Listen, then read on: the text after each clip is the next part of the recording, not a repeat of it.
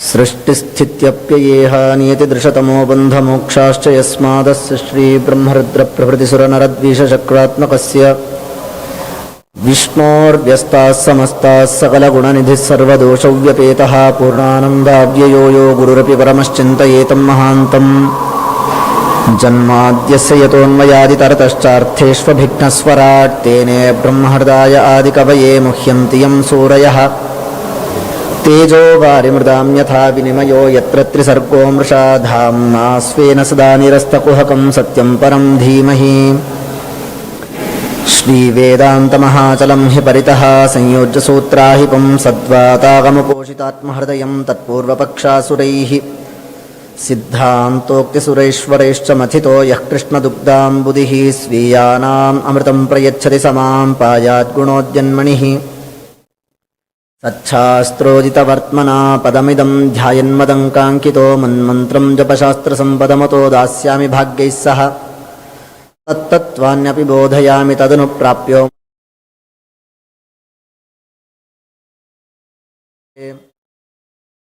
ಕಿಂಚನ್ನೂಪರಶೋಭಿಪಾದಕಮಲಾಂ ಮಂದಸ್ಮಿತೋದ್ಯನ್ಮುಖೀಂ ಕಂಜಾಕ್ಷೀಂ ಕುಚಭಾರಭೀರ್ವಿಲಸನ್ಮಧ್ಯಾಂ ಕ್ವಣತ್ಕಂಕಣಾಂ ಶಂಭ್ವಾದ್ಯೈ ಪರಿಸೇವಿತಾಂ ಸುವಸನಾಂ ಜಾಂಬೂನದಾಲಂಕೃತಾಮಂಬಾಂ ತಾಂ ಪ್ರಣತೋಸ್ಮಿ ಕೃಷ್ಣರಮಣೀಂ ಲಂಬಾಲಕಾಂ ರುಕ್ಮಿಣೀಂ ಬುದ್ಧಿರ್ಬಲಂ ಯಶೋಧೈರ್ಯಂ ನಿರ್ಭಯತ್ವಮರೋಗತಾ ಜಾಡ್ಯಂ ವಾಕ್ಪಟುತ್ವಂ ಚ ಹನುಮತ್ಸ್ಮರಣಾತ್ ಭವೇತ್ ಭವತಿ ಯದನುಭಾವಾದೇಡಮೂಕೋऽಪಿ ವಾಗ್ಮೀ ಜಡಮತಿರಪಿ ಜಂತುರ್ಜಾಯತೆ ಪ್ರಾಜ್ಞಮೂಲಿಃ ಸಕಲವಚನಚೇತೋ ದೇವತಾ ಭಾರತೀ ಸಾ ಮಮ ವಚಸಿ ನಿಧತ್ತಾಂ ಸನ್ನಿಧಿಂ ಮಾನಸೇ ಚ ಯಸ್ಯ ವಾಕ್ಕಾಮಧೇನುರ್ನಃ ಕಾಮಿತಾರ್ಥಾನ್ ಪ್ರಯಚ್ಛತಿ ಸೇವೇತಂ ಜಯಯೋಗೀಂದ್ರಂ ಕಾಮಬಾಣಚ್ಛಿದಂ ಸದಾ ತಪೋ ವಿದ್ಯಾವಿರಕ್ತ್ಯಾದಿ ಸದ್ಗುಣೋಘಾಕರಾನಹಂ ವಾದಿರಾಜಗುರೂನ್ ವಂದೇ ಹಯಗ್ರೀವದಯಾಶ್ರಯಾನ್ ಭಕ್ತಾನಾಂ ಮಾನಸಾಂಭೋಜಭಾನವೇ ಕಾಮಧೇನವೇ ನಮತಾಂ ಕಲ್ಪತರವೇ ಜಯೀಂದ್ರಗುರವೇ ನಮಃ ಪ್ರಣಮತ್ಕಾಮಧೇನುಂ ಚ ಭಜತ್ಸುರತರೂಪಮಂ ಶ್ರೀಭಾವಬೋಧಕೃತ್ಪಾದಚಿಂತಾಮಣಿಮುಪಾಸ್ಮಹೇ ಪೂಜ್ಯಾಯ ರಾಘವೇಂದ್ರಾಯ ಸತ್ಯಧರ್ಮರತಾಯ ಚ ಭಜತಾಂ ಕಲ್ಪವೃಕ್ಷಾಯ ನಮತಾಂ ಕಾಮಧೇನವೇ ದುರ್ವಾದಿಧ್ವಾಂತರವಯೇ ವೈಷ್ಣವೇಂದೀವರೇಂದವೇ ಶ್ರೀರಾಘವೇಂದ್ರಗುರವೇ ನಮೋऽತ್ಯಂತದಯಾಲವೇ ಸತ್ಯಾಭಿಘ್ನಕರಾಬ್ಜೋತ್ಥಾನ್ ಪಂಚಾಶದ್ವರ್ಷಪೂಜಕಾನ್ ಸತ್ಯಪ್ರಮೋದತೀರ್ಥಾರ್ಯಾನ್ ನೌಮಿನ್ಯಾಯಸುಧಾರತಾನ್ ಶಾಸ್ತ್ರೇಷು ಪಾರದೃಶ್ವಾನಂ ಶಾಸ್ತ್ರಜ್ಞೇಷು ಚ ವತ್ಸಲಂ ದೀನಭಕ್ತೋದ್ಧಾರಕರಂ ಸತ್ಯಾತ್ಮಾಖ್ಯಂ ಗುರುಂ ಭಜೆ ವೇದೇಶಯೋಗಿನಂ ವಂದೇ ಯಾದವಾರ್ಯಗುರೋರ್ಗುರುಂ ಛಾಂದೋಗ್ಯಭಾಷ್ಯಸಟ್ಟೀಕಾಕರ್ತಾರಮಹಾಮಾದರಾತ್ ವೇದೇಶಮುನಿಸತ್ಪಾದಸೇವಾ ಸಂಪ್ರಾಪ್ತವೈಭವಾನ್ ಯಾದವಾರ್ಯಾನ್ ವರಸುಧಾಟೀಕಾಕಾರಾನ್ವಯಂ ನುಮಃ ಶ್ರೀನಿವಾಸಗುರೂನ್ ವಂದೇ ಶ್ರೀನಿವಾಸಾಂಘ್ರಿಸದ್ರತೀನ್ ಶ್ರೀಮಧ್ವಶಾಸ್ತ್ರದುಗ್ಧಾಬ್ಧಿಪಾರಂಗತೃನಹಂ ಭಜೆ ಆಪಾದಮೌಳಿಪರ್ಯಂతం ಗುರೂಣಾಂ ಆಕೃತಿಂ ಸ್ಮರೇತ್ ತೇನ ವಿಘ್ನಾಃ ಪ್ರಣಶ್ಯಂತಿ ಸಿದ್ಧ್ಯಂತಿ ಚ ಮನೋರಥಾಃ ಶ್ರೀಗುರುಭ್ಯೋ ನಮಃ ಹರಿ ಓಂ ಹರಿ ಓಂ ಹರಿ ಓಂ ಉತ್ಪಲಾಚಾರ್ಯ ಗುರುಭ್ಯೋ ನಮಃ ಹರಿ ಓಂ ಯಥಾ ದೃಷ್ಟ್ಯಾ ಪ್ರಸನ್ನಃ ಸನ್ ರಾಜಾ ಬಂಧಾಪನೋದಕೃತ ಏವಂ ದೃಷ್ಟಃ ಸ ಭಗವಾನ್ ಕುರ್ಯಾದ್ ಬಂಧ ವಿಭೇದನಂ. ಶ್ರೀಮದಾಚಾರ್ಯರು ಜಿಜ್ಞಾಸಾಧಿಕರಣದಲ್ಲಿ ಅನುವ್ಯಾಖ್ಯಾನದಲ್ಲಿ ಹೇಳ್ತಾರೆ, ಒಬ್ಬ ಚೋರ ಯಾವುದೋ ಒಂದು ಕೆಲಸವನ್ನ ಮಾಡಿ, ದುಷ್ಟ ಕೆಲಸವನ್ನ ಮಾಡಿ ಸಿಕ್ಕಾಕೊಂಡ ಅಂತಂದ್ರೆ ರಾಜ ಅವನನ್ನ ಬೇಡಿ ಹಾಕಿ ಕರ್ಕೊಂಡು ಹೋಗ್ತಾನೆ. ಅವನ ರಾಜನ ಭಟರು ಕರ್ಕೊಂಡು ಹೋಗ್ತಾರೆ. ಕರ್ಕೊಂಡು ಹೋದ್ಮೇಲೆ ಅವನ ಸಚ್ಚಾರಿತ್ರವನ್ನು ನೋಡಿ, ಯಾವುದೋ ಅನಾನುಕೂಲದಿಂದ ಅವನು ಕಳ್ಳತನ ಮಾಡಿದ್ದಾನೆ, ಅವನ ಪ್ರವೃತ್ತಿ ಇದಲ್ಲ ಅಂತ ತಿಳ್ಕೊಂಡು ಆ ರಾಜ ಅವನ ಮೇಲೆ ಪ್ರಸನ್ನ ದೃಷ್ಟಿಯಾಗಿ ಅವನ ಮೇಲೆ ಹೋಗ್ಲಿ ಬಿಡಪ್ಪ, ಇವ ಉದ್ಧಾರ ಆಗ್ತಾನೆ, ಮುಂದೆ ಇವಾಗಾದರೂ ಹಾಳಾಗಿದ್ದಾನೆ, ಇನ್ನು ಮುಂದಾದರೂ ಸರಿ ಹೋಗ್ತಾನೆ ಅಂತ ಅನ್ಕೊಂಡು ಪ್ರಸನ್ನ ದೃಷ್ಟಿಗನಾಗಿ ಅವನನ್ನ ಹೇಗೆ ನಿಗಡ ಬಂಧದಿಂದ ಮುಕ್ತನನ್ನಾಗಿ ಮಾಡ್ತಾನೆ ಅಂದ್ರೆ, ಯಾವ ರಾಜನಿಗೆ ಸ್ವಯಂ ಶಕ್ತಿ ಕೇವಲ ನಿಗಡ ಬಂಧನದ ಮೋಚನವನ್ನ ಮಾಡಿಸೋದು, ಯಾವುದೋ ಒಂದು ರಾಜ್ಯಕ್ಕೆ ರಾಜನಾದಂತಹ ರಾಜನ ಶಕ್ತಿ ಇದಾದರೆ 14 ಲೋಕಕ್ಕೂ ಒಡೆಯನಾದಂತಹ ಪರಮಾತ್ಮನ ಶಕ್ತಿ ಇನ್ನೆಷ್ಟು ದೊಡ್ಡದಿರ್ಬೋದು. ಅವನು ಹುಟ್ಟಿದಾಗ ವಸುದೇವ ತನ್ನ ತಲೆಯ ಮೇಲೆ ಕೃಷ್ಣ ಪರಮಾತ್ಮನನ್ನು ಹೊತ್ಕೊಂಡು ಹೋಗಬೇಕಾದಾಗ ಆ ನಿಗಡ ಬಂಧದ ಮೋಚನ ಆಯಿತು ಅಂತನ್ನೋದು ಏನು ದೊಡ್ಡ ವಿಷಯ ಅಲ್ಲ. ಅಷ್ಟೇ ಅಲ್ಲದೆ ಕೃಷ್ಣ ವಸುದೇವನ ಮಗ ಅಥವಾ ನಂದಗೋಪನ ಸಾಕು ಮಗ ಅಂತ ಹೀಗೆ ನಾವು ವ್ಯವಹಾರ ಮಾಡ್ತಾ ಇದ್ವಿ. ಅಂದರೆ ಸಂಸ್ಕೃತದಲ್ಲಿ ಅವನನ್ನ ಪುತ್ರ ಪುತ್ರ ಅಂತ ಕರಿತಾ ಇದ್ವಿ. ಯಾಕೆ ಪುತ್ರ ಅಂತ ಕರೀತಾರೆ ಅಂತ ನಿನ್ನ ಹೇಳಿದ್ದೆ. ಯಾವ ಮಗ ಪುತ್ ಅನ್ನುವಂತಹ ನರಕದಿಂದ ಕರ್ಕೊಂಡು ಹೊರಗಡೆ ಬರ್ತಾನೋ, ಅಂದರೆ ಅವನ ಕಾರ್ಯವನ್ನ ಸರಿಯಾಗಿ ಮಾಡಿ ಹೊರಗಡೆ ಕರ್ಕೊಂಡ್ಬರ್ತಾನೋ ಅವನನ್ನ ಪುತ್ರ ಅಂತ ಕರೀತಾರೆ. ಪುನ್ನಾಂನೋ ನರಕಾತ್ ಯಸ್ಮಾತ್ ಪಿತರಂ ತ್ರಾಯತೆ ಸುತಃ ತಸ್ಮಾತ್ ಪುತ್ರ ಇತಿ ಪ್ರೋಕ್ತಃ ಪಿತೃನ್ಯಃ ಪಾತಿ ಸರ್ವತಃ ಅಂತ ವಾಲ್ಮೀಕಿ ರಾಮಾಯಣದಲ್ಲಿ ಅದರ ಬಗ್ಗೆ ಮಾತಾಡಿದ್ದು ಗೊತ್ತಾಗ್ತದೆ. ಹೀಗೆ ಕೃಷ್ಣ ಪರಮಾತ್ಮ ಅಲ್ಲಿಂದ ವಸುದೇವ ಕರ್ಕೊಂಡ್ಬರ್ತಾ ಇದ್ದಾನೆ. ಕರ್ಕೊಂಡು ಗೋಕುಲಕ್ಕೆ ಬಂದಿದ್ದಾನೆ. ಗೋಕುಲದಲ್ಲಿ ದುರ್ಗಾದೇವಿಯ ಜನನ ಆಗಿದೆ. ಆ ದುರ್ಗಾದೇವಿ ಕೃಷ್ಣ ಪರಮಾತ್ಮನನ್ನ ತನ್ನ ಪ್ರಾಣಸಖನನ್ನ ತನ್ನ ಗಂಡನನ್ನ ಶಿಶುಭಾವದಲ್ಲಿ ನೋಡ್ಲಿಕ್ಕಾಗ್ದೇನೆ ಅಲ್ಲಿಂದ ಹೊರಟು ಬರ್ತಾಳೆ. ಹೊರಟು ಬಂದು ಕಂಸನಿಗೆ ತನ್ನ ವೈರಿಯಾದಂತಹ ಕೃಷ್ಣ ಮತ್ತೊಂದು ಕಡೆ ಹುಟ್ಟಿದ್ದಾನೆ, ಇಲ್ಲಿ ಹುಟ್ಟಿ ಅಲ್ಲಿಗೆ ಹೋಗಿದ್ದಾನೆ ಅನ್ನುವಂತಹ ವಿಷಯವನ್ನ ಆಕಾಶಕ್ಕೆ ಹಾರಿ, ಅಂದ್ರೆ ಅಲ್ಲಿವರೆಗೂ ಏನ್ ಮಾಡಿದ್ದ ಅಂತಂದ್ರೆ ಕಂಸ ಯಾವುದೇ ಕೂಸು ಹುಟ್ಟಿದ್ರೂ ಕೂಡ ಅದನ್ನ ಸಂಹಾರ ಮಾಡಿಬಿಡ್ತಿದ್ದ, ಕೊಂದು ಹಾಕಿಬಿಡ್ತಿದ್ದ. ಈ ಕೂಸು ನೀ ಏನ್ ಕೊಲ್ಲಬೇಕಾಗಿತ್ತಲ್ಲ ಆ ಕೂಸು ಇಲ್ಲಿಲ್ಲ, ಆ ಕೂಸು ಮತ್ತೊಂದು ಕಡೆ ಬೆಳೀತಾ ಇದೆ, ನಿನ್ನ ಮೃತ್ಯು ಮತ್ತೊಂದು ಕಡೆ ಬೆಳೀತಾ ಇದೆ ಅಂತ ಸೂಚನೆಯನ್ನ ಮಾಡಿ ಆಕಾಶಕ್ಕೆ ಹಾರಿ ಬಿಡ್ತಾಳೆ. ಅವನಿಗೆ ಭಯವನ್ನ ಹುಟ್ಟಿಸ್ತಾಳೆ. ಹಾಗೆ ಹುಟ್ಟಿಸಿದ ಮೇಲೆ ಆ ದುರ್ಗಾದೇವಿ ಆ ದೇವಕಿ ವಸುದೇವರ ಪಕ್ಕ ಹೋಗಿ ಸ್ವಲ್ಪ ಹೊತ್ತು ಇರ್ತಾಳಂತೆ. ಯಾಕೆ ಅಂತಂದ್ರೆ ಹುಟ್ಟಿದ ಕೃಷ್ಣ ಚೆನ್ನಾಗೇನೋ ಹುಟ್ಟಿದ್ದಾನೆ, ಆದರೆ ಅವರಿಗೆ ಪುತ್ರೋತ್ಸವದ ಲಭ್ಯ ಇಲ್ಲ. ಅಂದ್ರೆ ಕೂಸು ಹುಟ್ಟಿದಾಗ ಆಗುವಂತಹ ಸಂತೋಷ ತತ್ಕ್ಷಣದಲ್ಲೇನೆ ಹೊಟ್ಟೋಗಿದೆ. ಅವ್ರಿಗೆ ಅನಿಸ್ತಾ ಇರ್ಬೋದು ಹಾಗೆ ಆಗತ್ರಿ ಜಗತ್ತಿನಲ್ಲಿ. ಎಷ್ಟೋ ಜನಕ್ಕೆ ಮಕ್ಕಳಾಗಿಲ್ಲ ಅಂತ ಒದ್ದಾಡ್ತಾ ಇರ್ತಾರೆ, ಮಕ್ಕಳಾದವ್ರು ಎಷ್ಟೋ ಜನ ಬೀದಿಗೆ ಬಿಟ್ಬಿಡ್ತಾರೆ. ಎಂಥ ಅನ್ಯಾಯ ಇದು. ಆ ವಸುದೇವ ದೇವಕಿಯರಿಗೆ ಬಹಳ ದುಃಖ ಆಗಿರ್ತದಂತೆ. ಏನಪ್ಪ 6 ಮಕ್ಕಳನ್ನ ಕೊಟ್ಟು 7ನೇ ಕೂಸನ್ನು ಕೊಟ್ಟು ಆ ಕೂಸನ್ನ ಮತ್ತೆ ಅಲ್ಲಿಂದ ಕರ್ಕೊಂಡು ಹೋಗ್ಬಿಟ್ಟೆಲ್ಲ ಸ್ವಾಮಿ ಅಂತ ಕೇಳಿಕೊಂಡಾಗ ಅವರಿಗೆ ಪುತ್ರೋತ್ಸವದ ಲಭ್ಯ ಇರೋದಿಲ್ಲ, ಆ ಉತ್ಸವದ ಲಭ್ಯನೇ ಇರೋದಿಲ್ಲ, ಆ ಸಂತೋಷನೇ ಇರೋದಿಲ್ಲ. ಅದಕ್ಕೆ ದುರ್ಗಾದೇವಿ ಏನ್ ಮಾಡ್ತಾಳೆ ಅಂತಂದ್ರೆ ಕಂಸನನ್ನ ಹೆದರಿಸಿ ಸ್ವಲ್ಪ ಹೊತ್ತು ಅವರ ನಿಗಡ ಬಂಧನವನ್ನ ಮೋಚನ ಮಾಡಿ ಸ್ವಲ್ಪ ಹೊತ್ತು ಅಲ್ಲೇ ಇರ್ತಾಳಂತೆ ದುರ್ಗಾದೇವಿ. ಅವರ ಪಕ್ಕಲದಲ್ಲೇ ಮಲಗಿಕೊಂಡು ಕೂಸು ಹುಟ್ಟಿರುವಂತಹ ಕೂಸಿನ ಆ ಸಂತೋಷವನ್ನ ಸ್ವಲ್ಪ ಹೊತ್ತು ಅವರಿಗೆ ಕೊಟ್ಟು ಅಲ್ಲಿಂದ ಆಮೇಲೆ ತೆರಳುತ್ತಾಳಂತೆ. ಹೀಗೆ ದುರ್ಗಾದೇವಿ ಅಲ್ಲಿಂದ ಹೊರಟಾದ್ಮೇಲೆ ಮೊದಲನೇ ಸರ್ಗ ಅಲ್ಲಿಗೆ ಮುಗಿದಿತ್ತು. ಆ ಸೂರ್ಯ ಉದಯ ಆಗಿತ್ತು. ಎಲ್ಲರೂ ತಮ್ಮ ತಮ್ಮ ಕಾರ್ಯಗಳಲ್ಲಿ ನಿರತರಾಗಿದ್ರು. ಹಾಗೆ ಗೋಕುಲದಲ್ಲಿರುವಂತಹ ಸ್ತ್ರೀಯರೆಲ್ಲರೂ ಕೂಡ ಕೃಷ್ಣನನ್ನ ನೋಡ್ಲಿಕ್ಕೆ ಬಹಳ ಚೆನ್ನಾಗಿ ತಾವಾಗಿ ರೆಡಿಯಾಗಿ ಬರೋದಂತೆ. ಎಲ್ಲೋ ಪಾರ್ಟಿಗೆ ಹೋಗ್ಬೇಕಂದ್ರೆ, ಕಿಟಿ ಪಾರ್ಟಿಗೆ ಹೋಗ್ಬೇಕು ಅಂತಂದ್ರೆ ಅರ್ಧ ಕೆಜಿ ಮೇಕಪ್ ಹಾಕೊಂಡು ಬಹಳ ಚೆನ್ನಾಗಿ ಹೋಗ್ತಾರೆ. ಆದರೆ ದೇವಸ್ಥಾನಕ್ಕೆ ಬರಬೇಕು ಅಂತಂದ್ರೆ ಕೂದಲು ಹರ್ಕೊಂಡು ಕೈಗೆ ಸಿಕ್ಕಂತಹ ಬಟ್ಟೆಯನ್ನು ಹಾಕೊಂಡು ಬರೋದು. ಹಾಗೆ ಯಾವತ್ತಿದ್ರೂ ಮಾಡಬಾರ್ದು. ಭಗವಂತನನ್ನ ದರ್ಶನ ಮಾಡಲಿಕ್ಕೆ ಬಂದಾಗ ಬಹಳ ಸುಂದರವಾಗಿ ಬರಬೇಕಂತೆ. ಯಾಕೆ ಅಂತಂದ್ರೆ ಭಗವಂತನಿಗೆ ಬಂದು ತೋರಿಸ್ಬೇಕಂತೆ, ಸ್ವಾಮಿ ನೀನೇ ಕೊಟ್ಟಂತಹ ದೇಹ ಇದು, ನನ್ನ ಕೈಯಲ್ಲಾದಷ್ಟು ನಾನು ಪೋಷಣೆ ಮಾಡ್ತಾ ಇದ್ದೇನೆ, ಅದು ನಿನ್ನ ಅನುಗ್ರಹದಿಂದನೇ ಇಷ್ಟು ಇಟ್ಕೊಂಡಿನಪ್ಪ ನೋಡು. ಅಷ್ಟೇ ಅಲ್ಲದೇನೆ ಈ ಬಟ್ಟೆನೂ ಕೊಟ್ಟಿದ್ದು ನೀನು ಕೊಟ್ಟಂತಹ ಸೌಭಾಗ್ಯ, ಆ ಸೌಭಾಗ್ಯವನ್ನು ಧರಿಸಿ ನಿನ್ನ ಮುಂದೆ ಬಂದಿದ್ದೇನೆ ಅಂತ. ಇವತ್ತಿಗೂ ವಾಡಿಕೆ ಇದೆ. ಬಹಳ ಜನ ತಮ್ಮ ಕುಲಸ್ವಾಮಿಯ ದರ್ಶನಕ್ಕೆ ಹೋಗಬೇಕಾದಾಗ ಹೊಸ ಬಟ್ಟೆಯನ್ನೇ ಹಾಕೊಂಡು ಹೋಗ್ತಾರೆ. ಅದೊಂದು ಪದ್ಧತಿ ಇಟ್ಕೊಂಡಿದ್ದಾರೆ. ಯಾಕೆ ಅಂತಂದ್ರೆ ಕುಲದೇವರಿಗಾದ್ರೂ ನಾವು ಇನ್ನೂ ಆದ್ರೂ ಚೆನ್ನಾಗಿದ್ದೀವಿ ಅಂತ ತೋರಿಸ್ಕೊಳ್ಳಿಕ್ಕೆ ಹೊಸ ಹೊಸ ಬಟ್ಟೆಯನ್ನ ಹಾಕೊಂಡು ಹೋಗ್ತಾ ಇರ್ತಾರೆ. ಹೀಗೆ ಕೃಷ್ಣನನ್ನ ಕೂಸನ್ನ ನೋಡ್ಲಿಕ್ಕೆ ಅಂತಂದು ಎಲ್ಲಾ ಜನರು ಬರ್ತಾ ಇದ್ದಾರೆ. ಎಲ್ಲರೂ ಕೂಡ ಬಂದಾಗ ಚೆನ್ನಾಗಿ ಬಟ್ಟೆಯನ್ನು ಹಾಕಿಕೊಂಡು ಬಂದಿದ್ದಾರೆ. ಅದಾದಮೇಲೆ ಏನಾಗುತ್ತೆ ಅಂತಂದರೆ, ಕೃಷ್ಣ ಯಶೋದೆಯ ಮಡಿಲಲ್ಲಿ ಮಲ್ಕೊಂಡಿದ್ದ. ಮಲ್ಕೊಂಡಂತಹ ಕೃಷ್ಣನಿಗೆ ಜಾತಕರ್ಮವನ್ನು ಮಾಡ್ತಾರೆ. ಜಾತಕರ್ಮ ಅಂತಂದರೆ ಪೂರ್ವ ಷೋಡಶ ಸಂಸ್ಕಾರದಲ್ಲಿ ಮೊಟ್ಟ ಮೊದಲೇ ಕರ್ಮ ಅದು. ಆ ಕರ್ಮವನ್ನು ಮಾಡಿದ್ಮೇಲೇ ವಾಸ್ತವಿಕವಾಗಿ ಸ್ತನಪಾನವನ್ನು ಮಾಡಿಸ್ಬೇಕು ಅನ್ನೋದು ಶಾಸ್ತ್ರ. ಈಗಿನ ಕಾಲದಲ್ಲಿ ಅದು ಬಹಳ ಕಷ್ಟ. ಯಾವತ್ತು ಸಾಧ್ಯನೋ ತಾವತ್ ಎಲ್ಲರೂ ಪಾಲಿಸ್ತಾ ಇದ್ದಾರೆ. ನಾಲಚ್ಛೇದವನ್ನು ಮಾಡಿದ ಮೇಲೇ ಕೂಸು ಹಾಲನ್ನು ಕುಡಿಬೇಕು ಅಂತ ಹೀಗೆಲ್ಲ ಶಾಸ್ತ್ರ ಇದೆ. ಆದರೆ ಕೃಷ್ಣನ ವಿಷಯದಲ್ಲಿ ಹಾಗೆಯೇ ಮಾಡ್ತಾರೆ. ಕೂಸು ಹುಟ್ಟಿದೆ, ಆ ಕೂಸನ್ನು ತಂದು ಗೋಕುಲದಲ್ಲಿ ಯಶೋದೆಯ ಮಡಿಲಲ್ಲಿ ಮಲಗಿಸಿದ್ದಾರೆ. ಮಾರನೇ ದಿವಸ ಬೆಳಗ್ಗೆ ಆಗಿದೆ.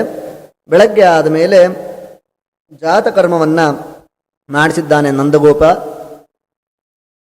ಆ ವಿಧಿಯನ್ನು ತಿಳಿದುಕೊಂಡಂತಹ ಪುರೋಹಿತರನ್ನ ಕರೆಸಿ ಜಾತಕರ್ಮವನ್ನು ಮಾಡಿಸಿದ್ದಾನೆ. ಮಾಡಿಸಿದಾಗ ಅವನನ್ನು ಮಾಧವ ಅಂತ ಕರೆದಿದ್ದಾರೆ. ಮಾಧವ ಅಂತ ಯಾಕೆ ಕರೆದರು ಅಂತಂದರೆ, ಮಾ ಅಂತಂದ್ರೆ ಲಕ್ಷ್ಮೀದೇವಿ, ಮಾಂಜ್ಞಾನೆ, ಜ್ಞಾನಕ್ಕೆ ಅಭಿಮಾನಿಯಾದಂತಹ ಲಕ್ಷ್ಮೀದೇವಿ. ಮಾಯಾಹ ಧವಃ, ಮಾಗೆ ಯಾರು ಪತಿಯಾಗಿದ್ದಾನೋ ಅವ ಮಾಧವ. ಹೌದು, ನಾರಾಯಣ ಮಾಧವ. ಅದಕ್ಕೋಸ್ಕರನೇ ಮಾಧವ ಅಂತ ಕೃಷ್ಣನನ್ನು ಕರೆದರು ಅಂತ ವಾದಿರಾಜರು ಹೇಳ್ತಾರೆ. ಅಜನ್ಮನಸ್ತಸ್ಯ ಹಿ ಜಾತಕರ್ಮ ವಿಧಾಯ ವಿಪ್ರ ವಿದದುರ್ವಿಧಜ್ಞಾ ಮದೋಃಕುಲೆ ಅಜಾತಮಪಿ ಸ್ವಮಂತ್ರ ಮಧುಶ್ರಿಯ ಮಾಧವ ಮಾದಿದೇವಂ ಅಂತ ಮಾಧವ ಅಂತ ಅವನನ್ನು ಕರೀತಾರೆ. ಆವಾಗ ಮೊದಲನೇ ಬಾರಿಯಾಗಿ ಕೃಷ್ಣನಿಗೆ ಯಶೋದಾದೇವಿ ಸ್ತನ್ಯಪಾನವನ್ನು ಮಾಡಿಸ್ತಾ ಇದ್ದಾಳೆ. ಅವನಿಗೆ ಹಿಂದಿನ ಅವತಾರಗಳಲ್ಲಿ, ನರಸಿಂಹ ಅವತಾರದಲ್ಲಾಗಲಿ, ಬೇರೆ ಅವತಾರಗಳಲ್ಲಿ, ಮತ್ಸ್ಯಾದಿ ಅವತಾರಗಳಲ್ಲಿ ಆಗಲಿ, ಪರಮಾತ್ಮನಿಗೆ ಈ ವಿಷಯ ಅಂತನ್ನೋದು ಹೊಸದು. ವಾಸ್ತವಿಕವಾಗಿ ಪರಮಾತ್ಮನಿಗೆ ಹೊಸದಂತಹ ವಿಷಯ ಯಾವುದೂ ಇಲ್ಲ. ಈ ಅವತಾರ ಮನುಷ್ಯ ರೂಪಿಯಾದಂತಹ ಅವತಾರಕ್ಕೆ, ಮನುಷ್ಯರಿಗೆ ಹತ್ತಿರವಾದಂತಹ ಅವತಾರ. ಆದ್ದರಿಂದ ಮನುಷ್ಯರು ವರ್ತಿಸುವಂತಹ ರೀತಿಯಲ್ಲೇನೆ ಕೃಷ್ಣ ಪರಮಾತ್ಮ ಬಹಳ ವರ್ತಿಸ್ತಾ ಇರ್ತಾನೆ.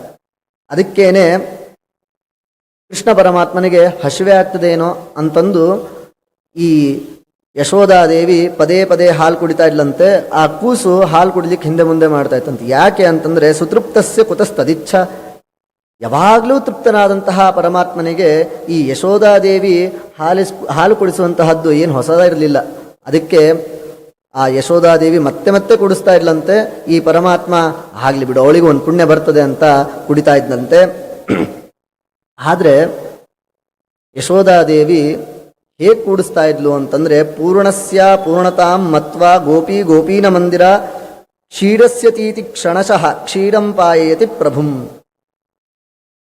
ಆ ಪೂರ್ಣನಾದಂತಹ ಕೃಷ್ಣ ಪರಮಾತ್ಮನಿಗೆ ಹಸಿವೆ ಆಗ್ತದೇನೋ, ಆ ಹಸಿವೆ ಆದಂತಹ ಕೂಸಿಗೆ ಮತ್ತೆ ಮತ್ತೆ ಹಾಲು ಕುಡಿಸ್ಬೇಕು ಅಂದರೆ ಪರಮಾತ್ಮನ ಅಪೂರ್ಣತೆಯನ್ನು ತಿಳ್ಕೊಂಡು ಹಾಲನ್ನು ಕುಡಿಸ್ತಾ ಇದ್ಲಂತೆ. ಒಂದು ವೇಳೆ ಯಶೋದಾದೇವಿ ಈ ಪರಮಾತ್ಮನಿಗೆ ಇದು ನೈವೇದ್ಯ ಅಂತ ಒಂದು ವೇಳೆ ಕುಡಿಸಿದ್ರೇನೋ ಹೆಚ್ಚಿನ ಪುಣ್ಯ ಬರ್ತಿತ್ತೇನೋ.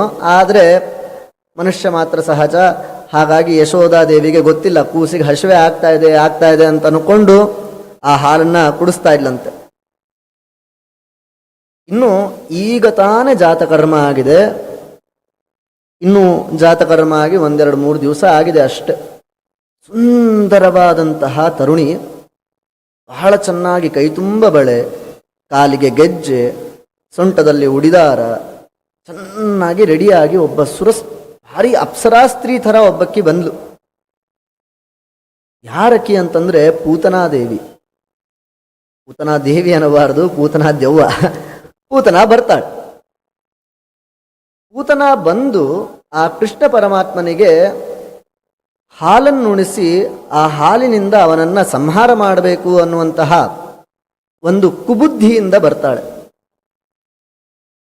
ಅದಕ್ಕೋಸ್ಕರ ತನ್ನ ಸ್ತನದ ಮೇಲೆ ವಿಷವನ್ನ ಹಚ್ಚಿಕೊಂಡು ಕೃಷ್ಣನಿಗೆ ಉಡಿಸಿದರೆ ಆ ಕೂಸಿಗೆ ಎಷ್ಟು ಸಾಧ್ಯ ಆ ವಿಷವನ್ನ ಬಾಧೆಯನ್ನು ಸಹಿಸಿಕೊಳ್ಳಿಕ್ಕೆ ಅನ್ನುವಂತಹ ಕೆಟ್ಟ ಬುದ್ಧಿಯಿಂದ ಬರ್ತಾಳೆ.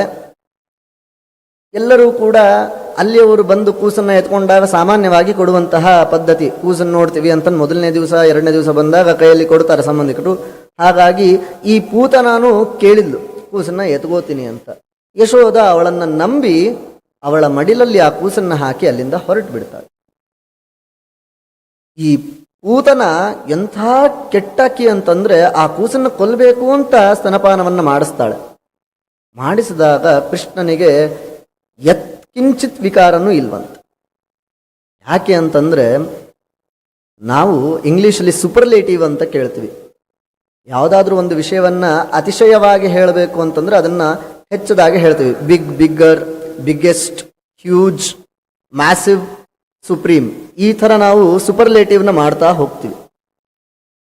ಈಗ ಒಂದು ಸ್ವಲ್ಪ ಈ ವಿಚಾರದಲ್ಲಿ ನೋಡೋಣ. ಕೃಷ್ಣ ಪರಮಾತ್ಮನಿಗೆ ಪೂತನ ಕುಡಿಸಿದಂತಹ ವಿಷ ಅವನಿಗೆ ಬಾಧಿಸಲಿಲ್ಲ. ಯಾಕೆ ಅಂತಂದ್ರೆ ಸಮುದ್ರ ಮಥನ ಆದಾಗ ಆ ವಿಷ ಬರ್ತದೆ, ಹಾಲಾಹಲ ವಿಷ ಬರ್ತದೆ. ಆ ಹಾಲಾಹಲ ವಿಷ ಬಂದಾಗ ಅದನ್ನು ಯಾರು ಕುಡಿತಾರೆ ಅಂತ ಜಗತ್ ಪ್ರಸಿದ್ಧವಾಗಿದೆ. ಸಾಮಾನ್ಯವಾಗಿ ರುದ್ರದೇವರು ಕುಡಿದಿದ್ದಾರೆ. ಅವರಿಗೆ ಅದಕ್ಕೇನೆ ಕಂಠದಲ್ಲಿ ಇದ್ದಿದ್ದರಿಂದನೇ ಅದು ಪೂರ್ತಿಯಾಗಿ ಹೋಗಿಲ್ಲ. ಅದಕ್ಕೋಸ್ಕರ ನೀಲಕಂಠ ನೀಲಕಂಠ ಅಂತ ಹೆಸರು ಪ್ರಸಿದ್ಧಿ ಬಂದಿದೆ. ಆದರೆ ಮಹಾಭಾರತ ತಾತ್ಪರ್ಯ ನಿರ್ಣಯದಲ್ಲಿ ಶ್ರೀಮದಾಚಾರ್ಯ ನಿರ್ಣಯ ಕೊಡ್ತಾರೆ, ರುದ್ರದೇವರಿಗೆ ಒಂದು ಹನಿಯನ್ನ ಕೊಡ್ತಾರಂತೆ. ಅಲ್ರಿ, ಬಂದಿದ್ದು ಪಾತ್ರೆ ತುಂಬ ಬಂದಂತಹದ್ದು, ಕೊಟ್ಟಿದ್ದು ಮಾತ್ರ ರುದ್ರದೇವರಿಗೆ ಒಂದೇ ಒಂದು ಹನಿ. ಮತ್ತು ಹಿಂದಿನವ್ರು ಯಾರು ಕುಡಿದ್ರು ಅದನ್ನ? ಅಂದ್ರೆ ಪರಮಾತ್ಮನ ಅವಿಚ್ಛಿನ್ನ ಭಕ್ತರಾದಂತಹ ಜೀವೋತ್ತಮರಾದಂತಹ ವಾಯುದೇವರು ಅದನ್ನ ಘಟ ಘಟ ಘಟ ಘಟ ಕುಡಿತಾರಂತೆ. ಅವ್ರಿಗೆ ಏನೇನೇನೇನೇನೂ ಆಗೋದಿಲ್ಲಂತ ವಾಯುದೇವರಿಗೆ. ವಾಯುದೇವರಿಗೆ ಅಂತಹ ಹಾಲಾಹಲ ವಿಷನೇ ಏನಾಗ್ಲಿಲ್ಲ. ಆ ವಿಷವನ್ನ ತಿಕ್ಕಿ ತಿಕ್ಕಿ ತಿಕ್ಕಿ ತಿಕ್ಕಿ ಕೊನೆ ಭಾಗವನ್ನ ರುದ್ರದೇವರಿಗೆ ಕೊಡ್ತಾರಂತಾರೆ. ರುದ್ರದೇವರು ಅದನ್ನ ಕುಡಿದು ನೀಲಕಂಠ ಅಂತ ಪ್ರಸಿದ್ಧರಾಗ್ತಾರ. ಅವರಿಗೂ ಕೂಡ ಏನೂ ಆಗೋದಿಲ್ಲ, ಅವರು ಆರಾಮಾಗೇ ಇದ್ದಾರೆ. ಅಂದ್ರೆ ಯಾವ ಪರಮಾತ್ಮನ ಅವಿಚ್ಛಿನ್ನ ಭಕ್ತರು, ಮಕ್ಕಳು ಮೊಮ್ಮಕ್ಕಳು, ಅವರಿಗೇನೆ ಹಾಲಾಹಲ ವಿಷದ ಬಾಧೆಯೇ ಆಗೋದಿಲ್ಲ ಅಂತಂದ್ರೆ ಪೂತನೆ ಕೊಟ್ಟಂತಹ ಈ ವಿಷ ಯಾವುದಕ್ಕೆ ಸಮಾನ? ಯಾವುದಕ್ಕೂ ಸಮಾನ ಇಲ್ಲ. ಪೂತನ ಕೊಟ್ಟಂತಹ ವಿಷದಿಂದ ಯತ್ಕಿಂಚಿತ್ ಬಾಧೆಯೂ ಕೂಡ ಪರಮಾತ್ಮನಿಗೆ ಆಗಿಲ್ಲ. ಈ ಪೂತನಾಳನ್ನ ಸಂಪೂರ್ಣವಾಗಿ ಅವಳ ಆ ಹಾಲನ್ನ ಎಳೆಯೋದಲ್ಲ, ಅದರ ಜೊತೆಗೆ ಆ ಜೀವವನ್ನೇ ಎಳೆದು ಬಿಡ್ತಾನಂತೆ ಕೃಷ್ಣ ಪರಮಾತ್ಮ. ಈ ಪೂತನ ಹಿಂದಿನ ಅವತಾರದಲ್ಲಿ, ರಾಮದೇವರ ಅವತಾರದಲ್ಲಿ ತಾಟಕಾಗಿ ಹುಟ್ಟಿ ರಾಮನಿಂದ ಹತಳಾಗಿರ್ತಾಳೆ. ಅಂದ್ರೆ ಸಮಾಧಾನ ಆಗಿರೋದೇ ಇಲ್ಲ ಅವಳಿಗೆ. ಮತ್ತೆ ಮತ್ತೆ ಬಂದು ಕೃಷ್ಣನ ಹತ್ರನೇ ಸಾಯಬೇಕು ಅಂತಂದು ಅವಳು ಬರ್ಕೊಂಡ್ ಬಂದಿರ್ತಾಳೆ. ಹಾಗಾಗಿ ಕೃಷ್ಣ ಪರಮಾತ್ಮ ಅವಳನ್ನು ಕೂಡ ಸಂಹಾರ ಮಾಡ್ತಾನೆ. ಸಂಹಾರ ಮಾಡಿ ಆದ್ಮೇಲೆ ಎಲ್ಲರಿಗೂ ನೋಡಿದ್ರೆ ಆಶ್ಚರ್ಯ, ಏನಿದು ಬಂದಾಗ ಎಂಥ ಸ್ಫುರದ್ರೂಪಿಯಾಗಿ ಬಂದಿದ್ಲು, ಇವಾಗ ನೋಡಿದ್ರೆ ಎಷ್ಟು ವಿಕಾರವಾಗಿ ಬಿದ್ದಿದ್ದಾಳೆ, ಇಷ್ಟು ದೈತ್ಯಾಕಾರಳಾಗಿ ಬಿದ್ದಿದ್ದಾಳೆ, ಯಾರಿವಳು ಯಾರಿವಳು ಅಂತ. ಆಗ ಶ್ರೀಮದಾಚಾರ್ಯರು ತಾತ್ಪರ್ಯ ನಿರ್ಣಯದಲ್ಲಿ ನಿರ್ಣಯವನ್ನ ಕೊಡ್ತಾರೆ. ಯಾಸಾಂ ರೂಪಂ ಗುಣಸ್ತಾಸಾಂ ಭಕ್ತ್ಯಾದ್ಯ ಇತಿ ನಿಶ್ಚಯ ತಚ್ಚ ನೈಸರ್ಗಿಕಂ ರೂಪಂ ದ್ವಾತ್ರಿಂಶಲ್ ಲಕ್ಷಣೈರ್ಯುತಂ ನಾ ಲಕ್ಷಣಂ ವಪುರ್ಮಾತ್ರಂ ಗುಣಹೇತು ಕಥಂಚನ ಆಸುರೀಣಾಂ ವರಾದೇಸ್ತು ವಪುರ್ಮಾತ್ರಂ ಭವಿಷ್ಯತಿ. ಊರ್ವಶಿಗೆ ಶಾಪ ಇರ್ತದೆ. ಆ ಶಾಪ ಪ್ರಯುಕ್ತವಾಗಿ ಈ ಪೂತನ ಜೊತೆಗೆ ಒಂದೇ ದೇಹದಲ್ಲಿ ಶೇರ್ ಮಾಡಿರ್ತಾಳೆ. ಇದು ಭಾಗವತದಲ್ಲಿ ಕೇವಲ ಪೂತನ ಬಂದಿದ್ಲು ಅಂತ ಬರ್ತಾಳೆ, ಅದು ಸ್ಫುರದ್ರೂಪಿಯಾಗಿ ಬಂದಿದ್ಲು ಅಂತ ಹೇಳಿ ವೇದವ್ಯಾಸರು ಮುಗಿಸ್ತಾರೆ. ಈ ಭಾವವನ್ನ ಅರಿತಂತಹ ವಾದಿರಾಜರು ಅಲ್ಲಿ ಜೀವದ್ವಯಾವೇಶವಿತ್ತು ಅನ್ನೋದನ್ನ ಸ್ಪಷ್ಟ ಮಾಡ್ತಾರೆ. ಅದಕ್ಕೆ ವಾದಿರಾಜರು ಮಾಡಿರುವಂತಹ ಕೆಲಸ ಸರಿ ಅಂತ ತಾತ್ಪರ್ಯ ನಿರ್ಣಯದಲ್ಲಿ ಶ್ರೀಮದಾಚಾರ್ಯ ಹೇಳ್ತಾರೆ. ವಾಸ್ತವಿಕವಾಗಿ ತಾತ್ಪರ್ಯ ನಿರ್ಣಯ ಮುಂಚೆನೇ ಬಂದಿದ್ದು, ಆದರೆ ಇದಕ್ಕೆ ಸಂವಾದಿಯಾಗಿ ಮಹಾಭಾರತ ತಾತ್ಪರ್ಯ ನಿರ್ಣಯದಲ್ಲಿ ಉತ್ತರ ಸಿಗುತ್ತೆ ನಮಗೆ. ಅಂದ್ರೆ ಈಗ ಪೂತನ ಸಾಯುವಕ್ಕಿಂತ ಮುಂಚೆ ಅಷ್ಟು ಸ್ಫುರದ್ರೂಪಿಯಾಗಿದ್ಲು, ಇವಾಗ ನೋಡಿದ್ರೆ ದೈತ್ಯಾಕಾರಳಾಗಿದ್ದಾಳೆ. ಸ್ಫುರದ್ರೂಪಕ್ಕೂ ಇಂತಹ ದೈತ್ಯಾಕಾರಕ್ಕೂ ಕಾರಣ ಏನು ಅಂತಂದಾಗ ಅವಳು ಸ್ಫುರದ್ರೂಪಿಯಾಗಲಿಕ್ಕೆ ಊರ್ವಶಿಯ ಆ ಒಂದು ಆವೇಶ ಕಾರಣ. ಇನ್ನ ಸಹಜವಾಗಿ ಅವಳಂತೂ ಬಹಳ ದೈತ್ಯಾಕಾರಳೇ ಆಗಿದ್ಲು. ಆ ಹನನ ಹೊಂದಿದ ಮೇಲೆ ಅವಳು ಸತ್ತಿದ್ದಕ್ಕೆ ಆ ದೇಹ ವಾಪಸ್ ಬಂದಿದೆ. ಊರ್ವಶಿಗೆ ಯಾವ ಗತಿ ಆಗಬೇಕಾಗಿತ್ತು ಆ ಗತಿ ಆಯಿತು, ಊರ್ಧ್ವಗತಿ ಆಯಿತು. ಇವಳಿಗೆ ಅಧೋಲೋಕ ಗತಿ ಆಯಿತು ಅಂತ ವಾದಿರಾಜರು ಹೀಗೆ ಹೇಳ್ತಾರೆ. ಇದನ್ನ ವಾದಿರಾಜರು ಉತ್ಪ್ರೇಕ್ಷೆಯನ್ನ ಮಾಡಿ ಹೇಳ್ತಾರೆ. ಏನು ಹೇಳ್ತಾರೆ ಅಂತಂದ್ರೆ, ತಥಾಹಿ ಕೃತ್ಯ ಮಹತಿ ಪ್ರಯುಕ್ತ ಸ್ವಕೀಯ ಮೃತ್ಯುತ್ವ ಉಪೈತಿ ಪೃಥ್ವ್ಯಾಂ. ಭೂಮಿಯಲ್ಲಿ ನಮಕ್ಕಿಂತ ಹಿರಿಯರಾದವರಿಗೆ, ನಮ್ಗಿಂತ ದೊಡ್ಡವರಿಗೆ ನಾವೇನಾದರೂ ಕೆಡಕನ್ನು ಬಯಸಿದ್ವಿ ಅಂತಂದ್ರೆ ಅದರಿಂದ ಅತ್ಯಂತ ಹೀನವಾದಂತಹ ಲಾಭ ಅಂತಂದ್ರೆ ಅವರಿಗೆ ಆಗುವಂತಹ ನಷ್ಟ ಏನು ಅಂತಂದ್ರೆ ನಾವೇ ಅದನ್ನು ಅನುಭವಿಸ್ತೀವಂತೆ. ಅಲ್ರಿ, ಯಾರು ನಮಗಿಂತ ದೊಡ್ಡವರಿಗೇನೇ ಮಾಡಿದಾಗ ನಮಗೆ ಅದರಿಂದ ಆಗುವಂತಹ ನಷ್ಟ ಬಹುದೊಡ್ಡದು ಅಂತಂದ್ರೆ ಊತನ ಹೋಗಿ ಹೋಗಿ ಮೋಸ ಮಾಡಬೇಕು ಅಂತ ಹೋಗಿದ್ದು ಯಾರಿಗೆ? 14 ಲೋಕದ ಬಾಸಿಗೆ. ಪರಮಾತ್ಮನಿಗೆ ಯಾವಾಗ ಹೋಗಿ ಅವನಿಗೆ ಕ್ಷೀರಪಾನದ ಮೂಲಕವಾಗಿ ವಿಷಪಾನವನ್ನ ಮಾಡಿಸಿ ಸಾಯಿಸಬೇಕು ಅಂತ ಹೋದ್ರೆ ಇನ್ನೇನು ಗತಿ ಆಗ್ಲಿಕ್ಕೆ ಸಾಧ್ಯ? ಆ ಪೂತನಾಗೆ ಅಧೋಗತಿ ಆಗ್ತದೆ, ಊರ್ವಶಿಗೆ ಸ್ವರ್ಗ ಆಗ್ತದೆ ಅಂತ ಹೇಳ್ತಾರೆ. ಇನ್ನ ವಾದಿರಾಜರು ಈ ವಿಷಯವನ್ನ ಒಂದು ಸ್ವಲ್ಪ ವಿಸ್ತಾರವಾಗಿ ಮಾತಾಡ್ತಾರೆ.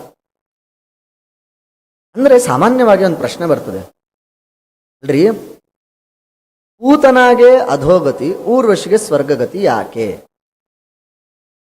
ಇವಾಗ ಅವರು ಸಾಮಾನ್ಯವಾಗಿ ಪ್ರಶ್ನೆ ಬರುವಂತಹದ್ದನ್ನೇ ಪ್ರಶ್ನೆ ಮಾಡ್ಕೊಂಡು ವಾದಿರಾಜರು ಉತ್ತರ ಕೊಡ್ತಾರೆ ಬಹಳ ಚೆನ್ನಾಗಿ. ಸಾಮಾನ್ಯ ಜನರಿಗೂ ಈ ತಲುಪುವಂತಹ ಗ್ರಂಥ ಯಾಕೆ ಅಂತಂದ್ರೆ ಅವ್ರು ಬಹಳ ಚೆನ್ನಾಗಿ ಸಾಮಾನ್ಯ ಜನರಿಗೆ ಬರುವಂತಹ ಪ್ರಶ್ನೆಯನ್ನೇ ಮಾಡ್ಕೋತಾರೆ. ಇವಾಗ ಪೂತನ ಯಾರನ್ನ ಸಾಯಿಸ್ಲಿಕ್ಕೆ ಅಂತ ಬಂದ್ಲು? ಕೃಷ್ಣನನ್ನ ಸಾಯಿಸ್ಲಿಕ್ಕೆ ಅಂತ ಬಂದ್ಲು.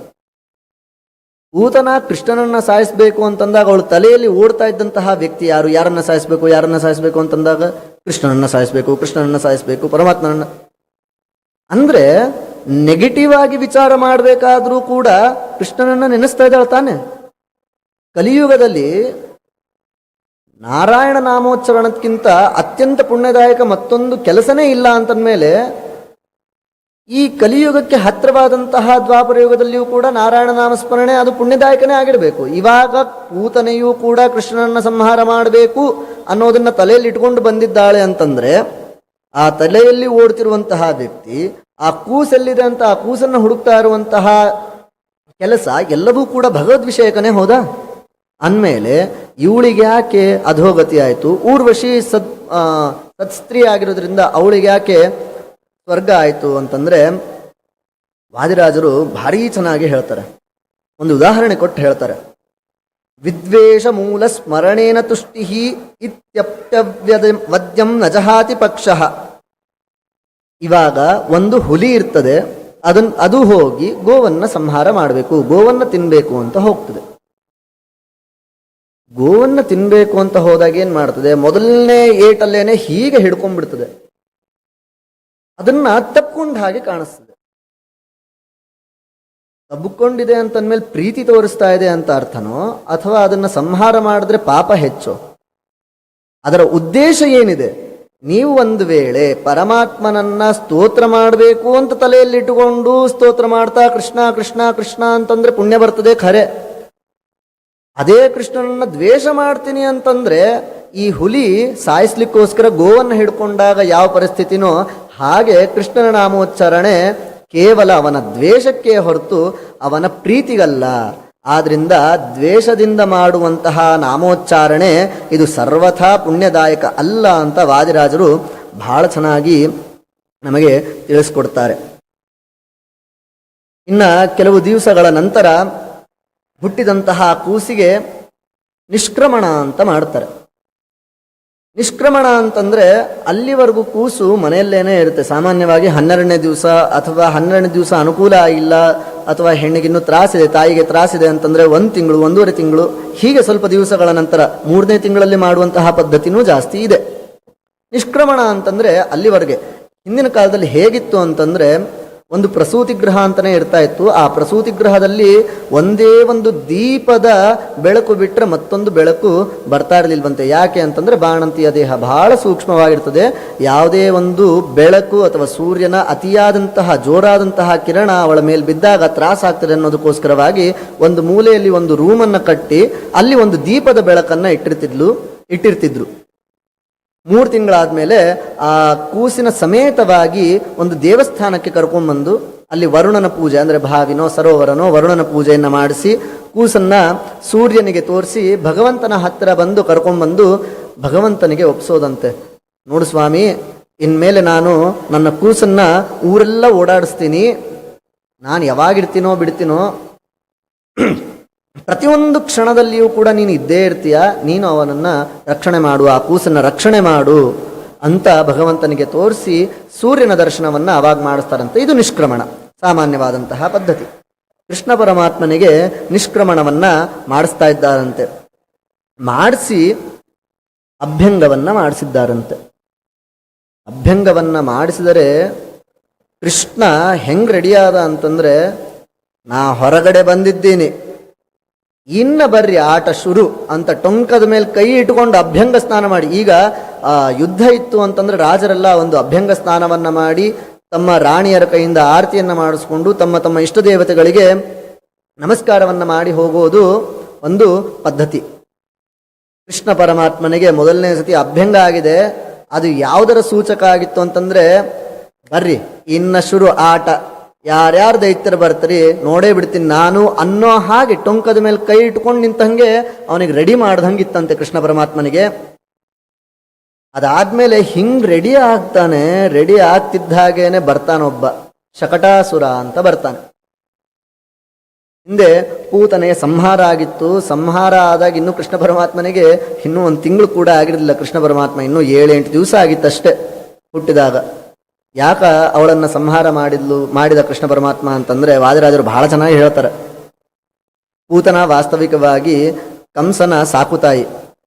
ಇನ್ನ ಕಂಸ ಸ್ವಲ್ಪ ದಿವಸಗಳಲ್ಲಿ ಅವನು ಸಾಯ್ತಾನೆ ಅಂತಂದ್ಮೇಲೆ ಸಾಯುವಂತಹ ವ್ಯಕ್ತಿಗೆ ಸಾಕುತಾಯಿಯ ಅವಸರ ಇಲ್ಲ ಅಂತಂದು ಅವಳನ್ನು ಸಂಹಾರ ಮಾಡಿಬಿಡ್ತಾನೆ. ಈಗೊಂದು ಉತ್ತರ ಹೇಳಿದ್ರ, ಇವಾಗ ಶಕಟಾಸುರ ಬರ್ತಾನೆ.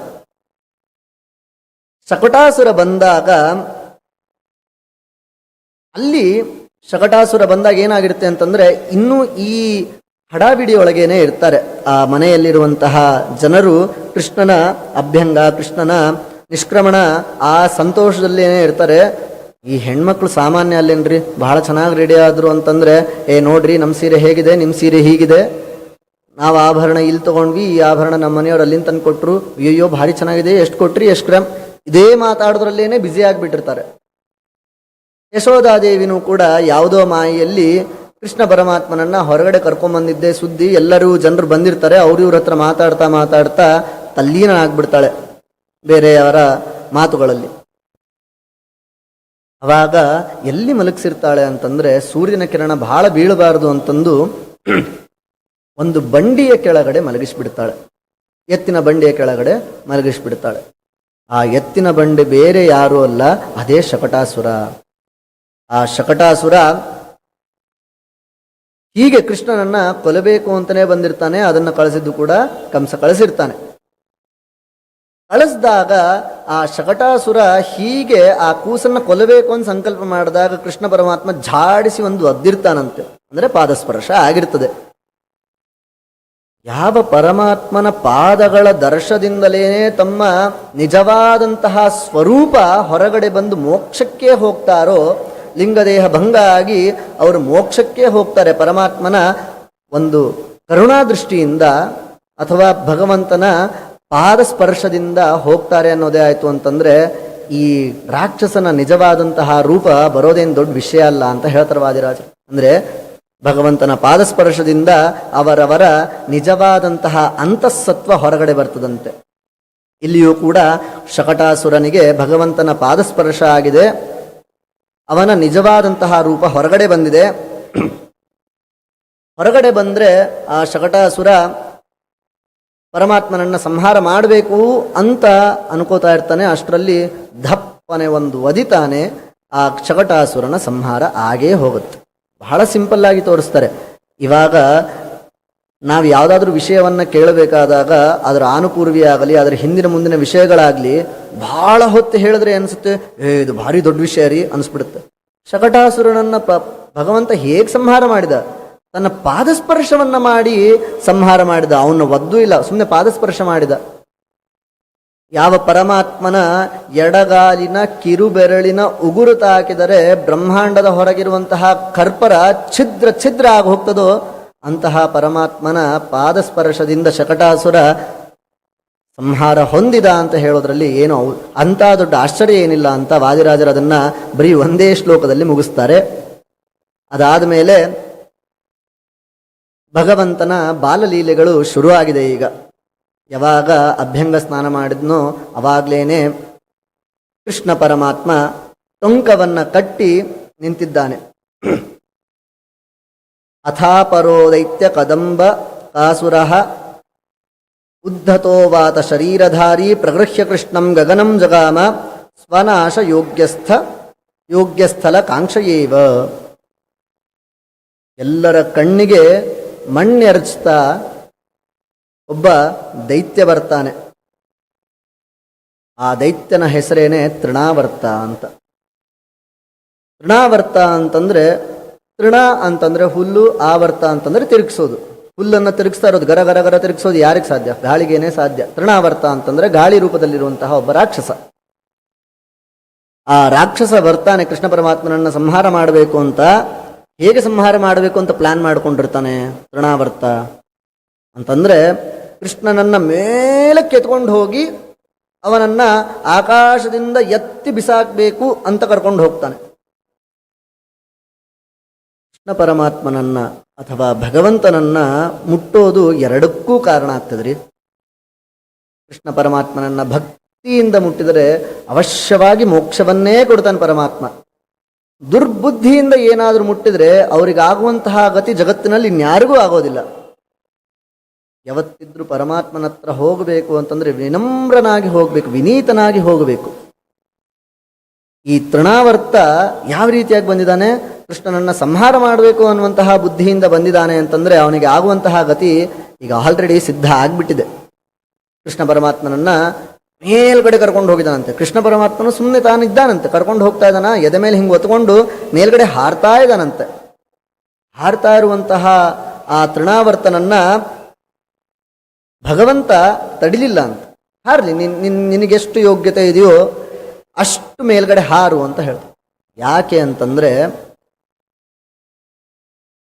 ಕೊನೆ ಉರಿಯುವಂತಹ ದೀಪ ಕೊನೆ ಕಾಲದಲ್ಲಿ ಬಹಳ ಜೋರಾಗಿ ಉರಿದು ಶಾಂತ ಆಗ್ತದಂತೆ. ಈಗ ಅಚಾನಕ್ಕಾಗಿ ಬಂದಂತಹ ಸಂಪತ್ತು ಬಹಳ ದಿವಸ ಉಳಿಯೋದಿಲ್ರಿ. ಅನೇಕ ವರ್ಷಗಳಿಂದ ತಾನು ಕಷ್ಟಪಟ್ಟು ದುಡಿದಂತಹ ಸಂಪತ್ತು ಕೊನೆಯವರೆಗೂ ಉಳಿದಿದ್ದು ನೋಡಿದ್ದೇವೆ. ಏನೋ ಲಾಟ್ರಿ ಹೊಡಿತು, ಏನೋ ಬಂತು, ಉಳಿದಂತಹ ಆ ಸಂಪತ್ತನ್ನು ಉಳಿಸ್ಕೊಂಡಿದ್ದೀವಿ ಅಂತನ್ನೋದು ಬಹಳ ಕೇವಲ ಜನ. ಅದು ಪರಮಾತ್ಮನ ಅನುಗ್ರಹ ಇದ್ರೆ ಮಾತ್ರ ಸಾಧ್ಯ. ಹಾಗೆ ಈ ತೃಣಾವರ್ತ, ಅಯೋಗ್ಯ ತೃಣಾವರ್ತನಿಗೆ ಕೃಷ್ಣ ಪರಮಾತ್ಮ ತನ್ನ ಎದೆ ಮೇಲೆ ಕೂತ್ಕೊಂಡ್ಬಿಟ್ಟಿದ್ದಾನೆ. ಸಂಪತ್ತು ಸಿಕ್ಕಿಬಿಟ್ಟಿದೆ. ಅವನು ಸರಿಯಾಗಿ ವಿಚಾರ ಮಾಡಿ ಕಂಸನ ಆ ಒಂದು ಪಕ್ಷ ಬಿಟ್ಟು ಪರಮಾತ್ಮನ ಪಕ್ಷಕ್ಕೆ ಬಂದಿದ್ದ ಅಂತಂದ್ರೆ ಆ ಮೇಲ್ಗಡೆ ಹೋಗಿದ್ದು ಹಾಗೆ ಮೋಕ್ಷಕ್ಕೆ ಹೋಗ್ತಿದ್ನೇನೋ. ಆದರೆ ಅವನು ವಿಚಾರ ಮಾಡಿದ್ದೇನು, ಅಷ್ಟು ಮೇಲಿಂದ ನಾನು ಎಷ್ಟು ಮೇಲ್ಗಡೆ ಕರ್ಕೊಂಡು ಹೋಗ್ತೀನಿ ಅಷ್ಟು ಮೇಲಿಂದ ಆ ಕೂಸನ್ನ ಬಿಸಾಕಿ ಬಿಟ್ರೆ ಆ ಕೂಸು ಬೇಗ ಸತ್ತು ಹೋಗ್ತದೆ ಅಂತ ವಿಚಾರ ಮಾಡಿ ಮೇಲ್ಗಡೆ ಕರ್ಕೊಂಡು ಹೋಗ್ತಾ ಇದ್ದಾನೆ. ಕೃಷ್ಣ ಪರಮಾತ್ಮನು ಸುಮ್ಮನೆ ಇದ್ದಾನೆ. ಎಲ್ಲಿವರೆಗೂ ಅಂತಂದ್ರೆ ಆ ತೃಣಾವರ್ತನಿಗೇನೆ ಆಗ್ತಾ ಇಲ್ಲ, ಇನ್ನು ಉಸಿರಾಡ್ಲಿಕ್ಕೆ ಆಗಲ್ಲ ಅನ್ನೋಷ್ಟು ಮೇಲೆ ಹೋದ ಅವನು ತೃಣಾವರ್ತ. ಕೃಷ್ಣನಿಗೆ ಗೊತ್ತಾಯ್ತದೆ ಸರಿಯಾದ ಸಮಯ ಅಂತ. ಅಲ್ಲಿಂದ ಏನ್ ಮಾಡ್ತಾನೆ, ಒಂದು ಸತಿ ಎದೆ ಮೇಲೆ ಹಾಕಿ ಗುದ್ದುತ್ತಾನೆ. ಹೇಳ್ತೀನಿ, ಕೃಷ್ಣ ಪರಮಾತ್ಮ ಗುದ್ದಬಾರದು, ಗುದ್ದಿದ್ರೆ ಎಷ್ಟು ಮೇಲ್ಗಡೆ ಹೋಗಿದ್ನೋ ಅಷ್ಟು ಮೇಲ್ಗಡೆಯಿಂದ ಓರಾಗಿ ರಭಸವಾಗಿ ಬಂದು ಒಂದು ಬಂಡೆಯ ಮೇಲೆ ಅವನ ತಲೆ ಅಪ್ಪಳಿಸಿ ಹೋಗ್ತದೆ. ಅವನ ತಲೆ 100 ಹೋಳಾಗ್ಬಿಡ್ತದೆ. ಹಾಗೆ ತೃಣಾವರ್ತ ಸತ್ಯ ಹೋಗ್ತಾನೆ. ಸತ್ತು ಹೋದ ಮೇಲೆ ಅವನನ್ನು ನೋಡಿದ ತಕ್ಷಣ, ಏನ್ರಿ ಇದು ಕೂಸು ಈ ಥರ ಎಲ್ಲ ಮಾಡ್ತಾ ಇದೆ. ಅಷ್ಟೇ ಅಲ್ಲದೇನೆ ಕೂಸು ಒಂದೆರಡು ಸತಿ ಬಹಳ ಚೆನ್ನಾಗಿ ಕಾಣಿಸಿದ್ರೇನೆ ಆ ದೃಷ್ಟಿ ಆಗ್ಬಿಡ್ತದೆ. ಆ ದೃಷ್ಟಿ ಆದಂತಹ ಕೂಸು ಅಳ್ಳಿಕ್ಕೆ ಶುರು ಮಾಡ್ತು ಅಂತಂದ್ರೆ ತಂದೆ ತಾಯಿಗಳಿಗೆ ಏನು ಮಾಡಬೇಕು ಅಂತ ಗೊತ್ತಾಗೋದಿಲ್ಲ. ಅದಕ್ಕೋಸ್ಕರನೇ ಸ್ನಾನ ಮಾಡಿದ ಕೂಡಲೇ ಅಥವಾ ಮುಖ ತೊಳೆಸಿದ ಕೂಡಲೇ ಕೂಸಿಗೆ ಒಂದು ದೃಷ್ಟಿ ಬಟ್ಟನ್ನ ಇಡ್ತಾರೆ. ಇಲ್ಲೋ ಎಲ್ಲೋ ಒಂದು ಕಡೆ ಇಡ್ತಾರೆ. ಕೃಷ್ಣ ಪರಮಾತ್ಮ ಲೋಕೋತ್ತರವಾದಂತಹ ವಿಲಕ್ಷಣವಾದಂತಹ ಸಂಹಾರವನ್ನ ಮಾಡ್ತಾ ಇದ್ದಾನೆ. ಶಕಟಾಸುರನನ್ನು ಸಂಹಾರ ಮಾಡಿದ, ಊತನನ್ನು ಸಂಹಾರ ಮಾಡಿದ, ಇವಾಗ ಈ ತೃಣಾವರ್ತನನ್ನು ಸಂಹಾರ ಮಾಡಿದ, ಮೂರು ಸಂಹಾರ ಮಾಡಿದ. ಇನ್ನೆಷ್ಟು ದೃಷ್ಟಿ ಆಗ್ಲಿಕ್ಕೆ ಸಾಧ್ಯ ರೀ ಆ ಕೂಸಿಗೆ? ದೃಷ್ಟಿ ಆಯ್ತೇನೋ ಅಂತಂದು ಆ ಕೂಸಿಗೆ ದೃಷ್ಟಿಯನ್ನು ತೆಗೆದು ಏನ್ ಮಾಡ್ತಾಳೆ, ಆ ತೊಟ್ಟಿಲಲ್ಲಿ ಕೂಸನ್ನ ಮಲಗಿಸ್ತಾಳೆ. ಆ ದೃಷ್ಟಿಯನ್ನ ನಾವು ಪೂಜೆ ಮಾಡಬೇಕಾದಾಗ ಶಂಖಭ್ರಮಣವನ್ನ ಮಾಡಿ ಆ ದೃಷ್ಟಿದೋಷ ಪರಿಹಾರ ಆಗಲಿ ಅಂತ ನಾವು ಶಂಖಭ್ರಮಣವನ್ನು ಮಾಡ್ತೀವಿ. ಪರಮಾತ್ಮ ಕೇವಲ ಮೂರ್ತಿಗಳ ರೂಪದಲ್ಲಿರ್ತಾನೆ. ನಾವು ಒಂದೆರಡು ಚೆನ್ನಾಗಿ ಹೂ ಏರಿಸ್ಬಿಟ್ರೆ ಎಷ್ಟು ಚಂದ ಕಾಣಿಸ್ತಾಪ ಭಗವಂತ ಅಂತಂದು ನಾವು ದೃಷ್ಟಿದೋಷ ಪರಿಹಾರಕ್ಕೋಸ್ಕರವಾಗಿ ಶಂಖಭ್ರಮಣವನ್ನು ಮಾಡ್ತೀವಿ. ಪರಮಾತ್ಮ ನೀಲಮೇಘಶ್ಯಾಮ, ಕಪ್ಪಿದ್ರು ಬಹಳ ಸುಂದರವಾಗಿ ಕಾಣಿಸ್ತಾ ಇರುವಂತಹ ಕೃಷ್ಣ ಪರಮಾತ್ಮ ಇಷ್ಟೆಲ್ಲ ಕೆಲಸ ಮಾಡಿದಾಗ ಅವನಿಗೆ ದೃಷ್ಟಿ ಆಗಲ್ಲ ಅಂತೇನು? ದೃಷ್ಟಿ ಆಗೇ ಆಗ್ತದೆ. ದೃಷ್ಟಿಯಾದಂತಹ ಪರಮಾತ್ಮನಿಗೆ ದೃಷ್ಟಿ ತೆಗೆದು ತೊಟ್ಲಲ್ಲಿ ಮಲಗಿಸ್ತಾಳೆ. ಇಷ್ಟೆಲ್ಲ ಮಾಡಿದ್ಮೇಲೆ ದೇವಗೆ ಹೊಪ್ಕೊಂಡ್ಬಿಟ್ಟದ್ರಿ ನಿಮ್ಮ ಕೂಸೊಳಗ ಅಂತ ಯಾರು ಅನ್ನಬಾರ್ದು ಅನ್ನೋದಕ್ಕೋಸ್ಕರವಾಗಿ ಕೃಷ್ಣ ಪರಮಾತ್ಮ ಅತ್ತಂಗ್ ನಾಟಕ ಮಾಡ್ತಾನಂತೆ.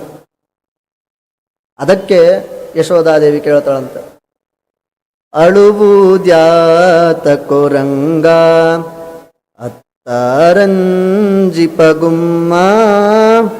ಅಳುವುದ್ಯಾತ ಕೊರಂಗ ಹುಟ್ಟಿದೇಳು ದಿವಸದಲ್ಲಿ ದುಷ್ಟ ಪೂತನಿಯ ಕೊಂದೆ, ಮುಟಿ ವಿಷದ ಮೊಲೆಯುಂಡ ಕಾರಣ, ಮುಟಿ ವಿಷದ ಮೊಲೆಯುಂಡ ಕಾರಣ, ದೃಷ್ಟಿ ತಾಕಿತೆ ನಿನಗೆ ರಂಗಯ್ಯ, ಅಳುವುದ್ಯಾತ ಕೊರಂಗ ಅತ್ತರಂಜಿಪಗುಮ್ಮ ಅಂತ ಪುರಂದ್ರದಾಸರು ಹಾಡು ಹೇಳಿದ್ದನ್ನ ನಾವಿಲ್ಲಿ ಸ್ಮರಿಸ್ಬೋದು. ಹಾಗೆ ಕೃಷ್ಣ ಪರಮಾತ್ಮನನ್ನ ಅಳಬೇಡಪ್ಪ ಕೂಸು, ನಿನಗೆ ನಾ ದೃಷ್ಟಿ ತೆಗಿತೀನಿ, ನೀ ಮಲ್ಕೋ ಅಂತ ಹೇಳ್ತಾರೆ. ಕೃಷ್ಣನ ಆಟ ಇಲ್ಲಿಂದ ಶುರು. ಕೃಷ್ಣಗೆ ಹೇಳ್ತಾನೆ. ಯಶೋಧಾದೇವಿ ಏನು ಹೇಳ್ತಾಳೆ? ನಿದ್ರಾಮಾಶ್ರಯ ಅಂತ ಹೇಳ್ತಾಳೆ. ಅದಕ್ಕೆ ಅವನು ಹೇಳ್ತಾನೆ ಕಿಂ ತದಾಶ್ರಯ ಫಲಂ ಅಂತ ಕೇಳ್ತಾನೆ. ಎಂಥ ಚೆನ್ನಾಗಿ ವಾದಿರಾಜರ ಕಲ್ಪನೆ ಹೇಗಿದೆ ಅಂತಂದ್ರೆ, ಯಶೋಧಾದೇವಿ ಕೃಷ್ಣ ಪರಮಾತ್ಮನ ಕಾನ್ವರ್ಸೇಷನ್ ಇದು. ಆ ಕೂಸನ್ನ ತೊಟ್ಲಲ್ಲಿ ಹಾಕಿ ತೂಗಬೇಕಾದಾಗ ಯಶೋಧಾದೇವಿ ಹೇಳ್ತಾಳೆ ಮಲ್ಕೊಳ್ಳೋ ಕೂಸು ಅಂತ ಹೇಳ್ತಾಳೆ. ಕಿಂ ತದಾಶ್ರಯ ಫಲಂ, ಮಲ್ಕೊಂಡ್ರೆ ಏನ್ ಫಲ ಅಂತ ಕೇಳಿದ್ರೆ, ಭುಕ್ತಂ ವ್ರಜೇ ಜೀರ್ಣತಾಂ, ನೀ ತಿಂದಿದ್ದು ಕುಡಿದಿದ್ದು ಎಲ್ಲನೂ ಜೀರ್ಣ ಆಗ್ಬಿಡ್ತದೋ ಅಂತ ಹೇಳ್ತಾಳೆ. ಅದಕ್ಕೆ ನಿದ್ರಾ ಕಾಂಬ, ನಿದ್ರಾ ಅಂದ್ರೇನು ಅಂತ ಕೇಳ. ನಿಮೀಲಿತಾಕ್ಷ ಯುಗಲಹ ಪ್ರಾಜ್ಞಂ ಯದಾ ಲಿಂಗತಿ, ಯಾವಾಗ ಕಣ್ಣು ಮುಚ್ಚಿ ಪ್ರಾಜ್ಞನಾಮಕ ಪರಮಾತ್ಮನನ್ನ ತಬ್ಬಿಕೊಳ್ತೀವೋ ಅವಾಗ್ಲೇನೆ ನಿದ್ದೆ ಆಗ್ತದೆ. ನಿದ್ದೆ ಆದ್ರೆ ಏನಾಗತ್ತೆ? ನೀನು ತಿಂದಿದ್ದೆಲ್ಲ ಜೀರ್ಣ ಆಗತ್ತೋ ಅಂತ ಹೇಳ. ನಾ ತಿಂದಿದ್ದೆಲ್ಲ ಜೀರ್ಣ ಆಗತ್ತಾ? ಪರಮಾತ್ಮನನ್ನ ಅಪ್ಕೋಬೇಕಾ ಅಂದ ತಕ್ಷಣ ಕೃಷ್ಣ ಏನ್ ಮಾಡ್ತಾನೆ? ತನಗ್ ತಾನೇ ಹಿಂಗ್ ಕೈ ಮಾಡ್ಕೊಂಡ್ಬಿಡ್ತಾನೆ, ಹಿಂಗ್ ಕಣ್ಣು ಮುಚ್ತಾನೆ, ಹಿಂಗೆ ಹೇಳ್ತಾನೆ, ಅವ ಹಸಿವೆ ಆಯ್ತು ಕೊಡು ಅಂತ ಕೇಳ್ತಾನೆ. ಎಂಥ ಬಾಲ್ಯಲೀಲೆ ಕೃಷ್ಣ ಪರಮಾತ್ಮಂದು. ನಾವು ಏಕಾಂತದಲ್ಲಿದ್ದಾಗ ಸುಮ್ಮನೆ ಈ ರೀತಿಯಾದಂತಹ ವಿಚಾರಗಳನ್ನ ಮಾಡ್ತಾ ಇರಬೇಕಂತ, ಇದರಿಂದ ಪುಣ್ಯ ಹೆಚ್ಚು ಬರ್ತದಂತೆ. ಈ ವಿಷಯಗಳನ್ನ ಇಷ್ಟು ಶ್ರೋತೃಗಳು ಇಲ್ಲಿ ಎದುರುಗಡೆ ಆನ್ಲೈನಲ್ಲಿ ಎಲ್ಲ ಕಡೆ ಕೇಳ್ತಿರುವಂತಹ ಶ್ರೋತೃಗಳು ಇದರಿಂದ ಕಲಿಬೇಕಾದದ್ದೇನು ಅಂತಂದ್ರೆ, ಕೃಷ್ಣನ ಗುಣಗಳನ್ನ ಅಥವಾ ಕೃಷ್ಣನ ಮಹಿಮೆಗಳನ್ನ ನಾವು ಕೇಳಿದಾಗ ಅದನ್ನ ನಾವು ಏಕಾಂತದಲ್ಲಿದ್ದಾಗ ಅದನ್ನ ಸ್ಮರಣೆ ಮಾಡ್ತಾ ಇರ್ಬೇಕಂತೆ. ಇವಾಗ 6:30 7:00 ಕೇಳಿದ್ರಿ, ಮುಗಿದೋಯ್ತ್ರಿ ಪ್ರವಚನ ಅಂತ ಹೇಳಬಾರ್ದು ಯಾವಾಗಿದ್ರು. ಅದರ ಪ್ರಯೋಜನವನ್ನು ನಾವು ತಗೋಬೇಕು. ಪ್ರವಚನದ ಪ್ರಯೋಜನ ಏನು ಅಂತಂದ್ರೆ, ಏಕಾಂತದಲ್ಲಿದ್ದಾಗ ಅಷ್ಟಾಸ್ತಿ ಮಾಡೋಣ, ಇಷ್ಟಾಸ್ತಿ ಮಾಡೋಣ, KSIC ಸೀರೆ ತರೋಣ, ಇಲ್ಲ ಅಂತಂದ್ರೆ ಅಲ್ಲಿ ಬಂಗಾರದ ರೇಟ್ ಕಡಿಮೆ ಆಗಿದೆ ತರೋಣ, ಸೈಟ್ ಮಾಡೋಣ, ಇದರ ಬಗ್ಗೆನೇ ವಿಚಾರ ಮಾಡಬಾರ್ದು ಯಾವಾಗಿದ್ರು. ಪರಮಾತ್ಮನ ಬಗ್ಗೆ ಸರ್ವದಾ ಚಿಂತನೆ ಮಾಡ್ತಾ ಇರಬೇಕು. ಆ ಪರಮಾತ್ಮನ ಚಿಂತನೆಯನ್ನ ಮಾಡೋದಷ್ಟೇ ಅಲ್ಲ, ಅವನ ಸರ್ವೋತ್ತಮತ್ವವನ್ನು ಯಾವಾಗೂ ಚಿಂತನೆ ಮಾಡಬೇಕು. ಅವ ಸರ್ವೋತ್ತಮ ಮಮಸ್ವಾಮಿ ಹರಿರ್ ನಿತ್ಯಂ ಸರ್ವಸ್ಯ ಪತಿರೇವಚ ಅಂತ ಸದಾ ಚಿಂತನೆ ಮಾಡ್ತಾ ಇರಬೇಕು. ಅಂತಹ ಪರಮಾತ್ಮನ ಗುಣಗಳನ್ನ ಈ ಪ್ರವಚನ ಕಾಲಗಳಲ್ಲಿ ಕೇಳಿದಾಗ, ಅದನ್ನ ಏಕಾಂತ ಸಮಯದಲ್ಲಿದ್ದಾಗ ನಾವು ಅದನ್ನ ಚಿಂತನೆ ಮಾಡಿದ್ರೆ, ನಿಮ್ಮ ಎಲ್ಲ ಕೆಲಸಗಳನ್ನ ಬಿಟ್ಟು ಇಲ್ಲಿ ಬಂದು ಮೊಬೈಲ್ ಮುಂದೋ ಅಥವಾ ಆಚಾರ್ಯರ ಮುಂದೋ ಬಂದು ಕೇಳಿದಾಗ ಹುಟ್ಟಿದಂತಹ ಜ್ಞಾನದಿಂದ ನಿಮಗೆ ಅದರ ಫಲ ಪರಮಾತ್ಮನ ಅನುಗ್ರಹ. ಯಾಕಿದನ್ನು ಹೇಳ್ತಾ ಇದ್ದೀನಿ ಅಂತಂದರೆ, ಏಕಾಂತದಲ್ಲಿದ್ದಾಗ ಸುಮ್ಮನೆ ಪರಮಾತ್ಮನ ಬಗ್ಗೆ ವಿಚಾರ ಮಾಡ್ತಾ ಇರಬೇಕಾದಾಗ ಸುಮ್ಮನೆ ನಾವು ಒಂದು ಕಣ್ಣು ಮುಚ್ಚಿಕೊಂಡು ತೊಟ್ಲಲ್ಲಿ ಕೃಷ್ಣ ಪರಮಾತ್ಮ ಇದ್ದಾನೆ, ಯಶೋಧಾದೇವಿ ತೊಟ್ಲನ್ನು ತೂಗ್ತಾ ಇದ್ದಾಳೆ. ತೂಗ್ತಾ ಇರಬೇಕಾದಾಗ ಅವರಿಬ್ಬರ ಮಧ್ಯ ಮುದ್ದು ಮುದ್ದಾದಂತಹ ಕಾನ್ವರ್ಸೇಷನ್. ಯಶೋಧಾದೇವಿ ಹೇಳ್ತಾಳೆ, ಮಲ್ಕೋ ಕೃಷ್ಣ ಅಂತ ಹೇಳ. ಯಾಕಮ್ಮ ಮಲ್ಕೋಬೇಕು ಅಂತ. ಮೊದಲಿಗೆ ಏನಮ್ಮ ನಿದ್ದೆ ಅಂದರೆ ಅಂತ ಕೇಳ. ಕಣ್ಮುಚ್ಚಿ ಪ್ರಾಜ್ಞನಾಮಕ ಪರಮಾತ್ಮನನ್ನ ಸ್ಮರಣೆ ಮಾಡೋದೇನೇ ನಿದ್ರ. ಯಾಕಮ್ಮ ಮಾಡಬೇಕು? ತಿಂದಿದ್ದ ಜೀರ್ಣ ಆಗಲಿಕ್ಕೆ. ಹಾಗಾಗಿ ಕೃಷ್ಣ ಪರಮಾತ್ಮ ಏನು ಮಾಡ್ತಾನೆ, ತನಗೆ ತಾನೇ ಹಿಂಗೆ ಆಲಿಂಗನ. ಯಾಕೆ ಅಂತಂದರೆ ಪ್ರಾಜ್ಞನಾಮಕ ಪರಮಾತ್ಮನೂ ಅವನೇ, ತೊಟ್ಲಲ್ಲಿರೋ ಕೂಸು ಅವನೇ, ವೈಕುಂಠದಲ್ಲಿರುವಂತಹ ನಾರಾಯಣನೂ ಹೋದೆ, ಮತ್ಸ್ಯಾದಿ ಕೂರ್ಮಾದಿ ಅವತಾರಗಳು ಅವನೇ, ಎಲ್ಲನೂ ಅವನೇ ಅಂತಂದಮೇಲೆ ತನ್ನನ್ನು ತಾನು ಆಲಿಂಗನ ಮಾಡಿಕೊಂಡಿದ್ದು ಸರಿನೇ ಹೌದು. ಕೃಷ್ಣ ಪರಮಾತ್ಮ ತನ್ನನ್ನು ತಾನು ಆಲಿಂಗಿಸಿ ಒಂದ್ಸತಿ ಕಣ್ಣು ಮುಚ್ಚಿ ಹಿಂಗೆ ತೆಗಿತಾನೆ, ಅವ ಹಸಿವೆ ಅಂದ್ಬಿಡ್ತಾನೆ. ಹಸಿವೆ ಆಯಿತು, ನನಗೆ ಹಾಲು ಕೊಡು ಅಂತ ಕೇಳ್ತಾನೆ. ಏನೋ ನೀನು ಹಿಂಗೆ ಯಾಕೆ ಮಾಡ್ತಾ ಇದೆಯೋ ಅಂತ ಯಶೋಧಾದೇವಿ ಕೇಳ್ತಾಳಂತೆ. ಅದಾದಮೇಲೆ ಇವನೇನಾದರೂ ಮಲ್ಕೋತಾ ಇಲ್ಲಪ್ಪ, ಹಾಡು ಹೇಳ್ತೀನಿ ಕೊನೆ ಪಕ್ಷ ಅಂತ ಹಾಡು ಹೇಳಲಿಕ್ಕೆ ಶುರು ಮಾಡ್ತಾಳೆ. ಮತ್ತೆ ಕೃಷ್ಣ ಪರಮಾತ್ಮ ಅಲ್ಲಿ ಮತ್ತೆ ಕಾಡ್ತಾನೆ. ಎಲ್ಲಿದು ಬಂದಿಯೋ ಮಾರಾಯ ಅಂತ ಯಶೋಧಾದೇವಿ ಟೆನ್ಷನ್ ಆಗ್ಬಿಡ್ತಾಳ. ಯಾಕೆ ಅಂತಂದರೆ ಮತ್ತೆ ಎಂಥ ಕಾನ್ವರ್ಸೇಷನ್ ಅಂತಂದರೆ, ಹಾಡು ಹೇಳಲಿಕ್ಕೆ ಶುರು ಮಾಡಿದಾಗ, ಅಮ್ಮ ಏನಮ್ಮ ಏನು ಮಾಡ್ತಾ ಇದೆಯಮ್ಮ ನೀನು ಅಂತ ಕೇಳ. ಹಾಡು ಹೇಳ್ತಾ ಇದ್ದೀನೋ ನಿಂಗೋಸ್ಕರ ಅಂತ ಹೇಳ. ಏನು ಹಾಡಮ್ಮ? ಯಾರನ್ನ ಕುರಿತು ಹಾಡು ಹೇಳಬೇಕು ನೀನು? ಯಾರಿಗೋಸ್ಕರ ಹಾಡು ಹೇಳಬೇಕು? ಯಾರನ್ನ ನೆಚ್ಚಿಸ್ಲಿಕ್ಕೆ ಹಾಡು ಹೇಳಬೇಕು? ಎಲ್ಲೋ ಪರಮಾತ್ಮನನ್ನು ನೆಚ್ಚಿಸ್ಲಿಕ್ಕೋಸ್ಕರ ಹಾಡು ಹೇಳಬೇಕು. ಅಮ್ಮ ಪರಮಾತ್ಮ ಎಲ್ಲಿದ್ದಾನಮ್ಮ ಅಂತ ಕೇಳ. ಪರಮಾತ್ಮ ಕ್ಷೀರಾಬ್ಧಿಶಾಹಿ ಆಗಿದ್ದಾನೆ, ಹಾಲಿನ ಸಮುದ್ರದ ಮಧ್ಯದಲ್ಲಿ ಶೇಷಶಾಹಿಯಾಗಿ ಆರಾಮಾಗಿ ಇದ್ದಾನೆ. ಅಮ್ಮ ಏನಮ್ಮ ಮಾತಾಡ್ತೀಯ ನೀನು? ನಾವಿರೋದು ಇಲ್ಲೆಲ್ಲೋ ಮೂಲೆಯಲ್ಲಿ ಗೋಕುಲದಲ್ಲಿ, ಕ್ಷೀರಾಬ್ಧಿಶಾಹಿ ಕಾಣಿಸ್ತಾ ಇದ್ದಾನ ನಿನಗೆ? ನೀನು ಕಾಣಿಸ್ದೇ ಇರುವಂತಹ ಪರಮಾತ್ಮನನ್ನು ಕುರಿತು ಹಾಡು ಹೇಳ್ತೀಯ ಅಂತಂದ್ರೆ ಎಂಥ ಬಾಲಿಶಾಮ ಅಂತ ನಗ್ಬಿಡ್ತಾನೆ. ಯಶೋಧಾದೇವಿ ಅಲ್ಲಿಗೆ ಒಪ್ಕೊಂಡ್ಬಿಡ್ತಾಳೆ. ಸ್ವಾಮಿ ನಿನಗೋಸ್ಕರ ನಾನು ಹಾಡು ಹೇಳಲಿಕ್ಕೆ ನಿನ್ನ ಮಲಗಿಸ್ಲಿಕ್ಕೆ ಆಗೋದಿಲ್ಲ, ಬೇಕಾ ಮಲಕೋ ಸಾಕಾ ಬಿಡು ಅಂತ ಅಲ್ಲಿಗೆ ಆ ನಗಿಚಾಟಲನ್ನು ಮುಗಿಸಿ ಆ ಕೂಸನ್ನ ಮಲಗಿಸ್ಬೇಕು ಅನ್ನೋದಕ್ಕೋಸ್ಕರ ತೊಟ್ಲನ್ನು ತೂಗ್ತಾ ಇದ್ದಾಳಂತೆ.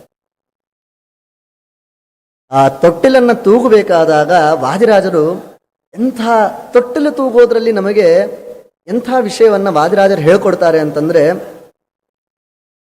ಯೋ ವೈ ವಿಠ್ಠಲ ಸೇವಕಾ ಶುಭಧಿಯ ತೇಷಾಂ ಸ ಲಭ್ಯಸ್ತ್ವಿತಿ ಪ್ರಾಯೋ ಜ್ಞಾಪಯಿತು ಮುರದ್ವಿಷಮಿತಃ ಸಂಪ್ರಾಪಯಂತ್ಯೇಕದ ಅನ್ಯೇಷಾಂ ಸಹಿ ದೂರಗಸ್ತ್ವಿತಿ ತತಃ ಪ್ರಾಪ್ತಂ ಚ ತಂ ಕುರ್ವತಿ ದೋಲಾಸಾ ಮಣಿಮಂಡಿತ ವಿಜಯತೆ ಸ್ವಾನಂದಮೂರ್ತೆ ಶಿಶೋಹೋ. ತೊಟ್ಲನ್ನು ತೂಗೋದು ಅಂದರೆ ಹೇಗೆ? ಒಂದ್ಸತಿ ಹೀಗೆ ದೂರ ತಳ್ಳೋದು, ಒಂದ್ಸತಿ ಹೀಗೆ ಹತ್ರವನ್ನು ತಳ್ಳೋದು. ಏನ್ರಿ ಇದೇನು ದೊಡ್ಡ ವಿಷಯ ರೀ, ಎಲ್ಲರಿಗೂ ಗೊತ್ತೇ ಗೊತ್ತು, ಎಲ್ಲರಿಗೂ ಮಕ್ಕಳಾಗಿದೆ. ಕೂಸನ್ನ ತೊಟ್ಲಲ್ಲಿ ತೂಗೋದು ಅಂತಂದ್ರೆ ದೂರ ಹೋಗುತ್ತೆ, ಹತ್ರ ಬರುತ್ತೆ. ಆ ವಿಷಯ ನಮ್ಮ ಮಕ್ಕಳದಲ್ರಿ. ವಾದಿರಾಜರು ತಿಳಿಸ್ಕೊಡ್ತಾ ಇರೋದು ಯಾರು? ಕೃಷ್ಣ ಪರಮಾತ್ಮ ಮಲ್ಕೊಂಡಿದ್ದಾನೆ. ಆ ಕೃಷ್ಣ ಪರಮಾತ್ಮ ಮಲ್ಕೊಂಡಾಗ ಅದರ ಉದಾಹರಣೆಯನ್ನ ಮಾಡ್ತಾ ವಾದಿರಾಜರು ತಿಳಿಸ್ತಾರೆ. ಆ ತೊಟ್ಟಿಲಲ್ಲಿ ಇದ್ದಂತಹ ಪರಮಾತ್ಮನನ್ನ ನಾವು ಒಂದು ವೇಳೆ ಸರಿಯಾಗಿ ಸ್ತೋತ್ರ ಮಾಡಲಿಲ್ಲ ಅನ್ನೋದೇ ಆಯಿತು ಅಂತಂದರೆ, ಅಥವಾ ಅವನಿಗೆ ಸಂತೋಷ ಪಡದೇ ಇರುವಂತಹ, ಅವನಿಗೆ ಸಂತೋಷವಾಗದಿರುವಂತಹ ಕೆಲಸವನ್ನು ಮಾಡಿದರೆ ಅವನನ್ನು ನಾವು ದೂರ ತಳ್ಳಿದ ಹಾಗೆ ಅಂತ. ಯಾವಾಗ ಪರಮಾತ್ಮನನ್ನ ಸ್ತೋತ್ರ ಮಾಡಿ, ಸ್ವಾಮಿ ಮಮ ಸ್ವಾಮಿ ಹರಿರ್ನಿತ್ಯಂ ಸರ್ವಸ್ಯ ಪತಿರೇವಚ, ನೀ ಎಲ್ಲರಿಗೂ ನಿಯಾಮಕ ಸ್ವಾಮಿ, ನನಗೂ ಕೂಡ ಎಲ್ಲರಿಗೂ ಕೂಡ ಲಕ್ಷ್ಮೀದೇವಿಯಿಂದ ಹಿಡಿದು ತೃಣಪರ್ಯಂತ ಜೀವರಿಗೆ ಎಲ್ಲರಿಗೂ ಕೂಡ ನೀನೇ ನಿಯಾಮಕ, ನನ್ನನ್ನೂ ಕಾಪಾಡು ಸ್ವಾಮಿ, ನೀನು ಸರ್ವೋತ್ತಮ ಅಂತಂದಾಗ ಹತ್ರ ಬರ್ತಾನ. ದೂರ ಹೋಗೋದು ಪರಮಾತ್ಮನನ್ನ ತೆಗಳಿದಾಗ, ಹತ್ರ ಬಂದಾಗ ನಾವು ಹತ್ರ ಹೇಳ್ಕೊಳ್ಳೋದು ಹೇಗೆ ಅಂತಂದರೆ ಪರಮಾತ್ಮನನ್ನ ಹೊಗಳಿದಾಗ. ಹೀಗೆ ಪರಮಾತ್ಮನನ್ನ ತೂಗುವುದರಲ್ಲಿಯೂ ಕೂಡ ಒಂದು ಸಂದೇಶ ಇದೆ ಅಂತ ತಿಳಿಸಿದವರು ಯಾರು ಅಂತಂದರೆ ವಾದಿರಾಜರು. ಭಾಗವತಕ್ಕೂ ಇದಕ್ಕೂ ಇರುವಂತಹ ಕೇವಲ ವ್ಯತ್ಯಾಸ ಇದೆ. ವೇದವ್ಯಾಸ ದೇವರು ತಿಳಿಸುವಂತಹ ಕ್ರಮ ಕೇವಲ ವಿಷಯವನ್ನ ತಿಳಿಸ್ತಾ ಹೋಗ್ತಾರೆ. ಆದರೆ ವಾದಿರಾಜರು ಅದನ್ನ ಉತ್ಪ್ರೇಕ್ಷೆಯ ಮೂಲಕವಾಗಿ ನಮಗೆ ಸಂದೇಶವನ್ನು ಕೊಡ್ತಾರೆ. ಉತ್ಪ್ರೇಕ್ಷ ಅಂತಂದರೆ ನಾನು ಒಂದು ವೇಳೆ ಈ ಉಪನ್ಯಾಸವನ್ನು ಇನ್ನೆರಡು ದಿವಸ ಇರುವಂತಹ ಉಪನ್ಯಾಸವನ್ನು ವಾದಿರಾಜರು ಹೇಳಿದಂತಹ ಅಲಂಕಾರವನ್ನು ಬಳಸದೆ ಏನಾದರೂ ಹೇಳಿದರೆ ವ್ಯರ್ಥ ಆಗಿಬಿಡ್ತದೆ. ಯಾಕೆ ಅಂತಂದರೆ ವಾದಿರಾಜರ ಉತ್ಕೃಷ್ಟ ಕೆಲಸ ಅಂತಂದರೆ ಕಾವ್ಯದಲ್ಲಿ ಬಳಸಿರುವಂತಹ ಅಲಂಕಾರಗಳ ಸರಮಾಲೆ.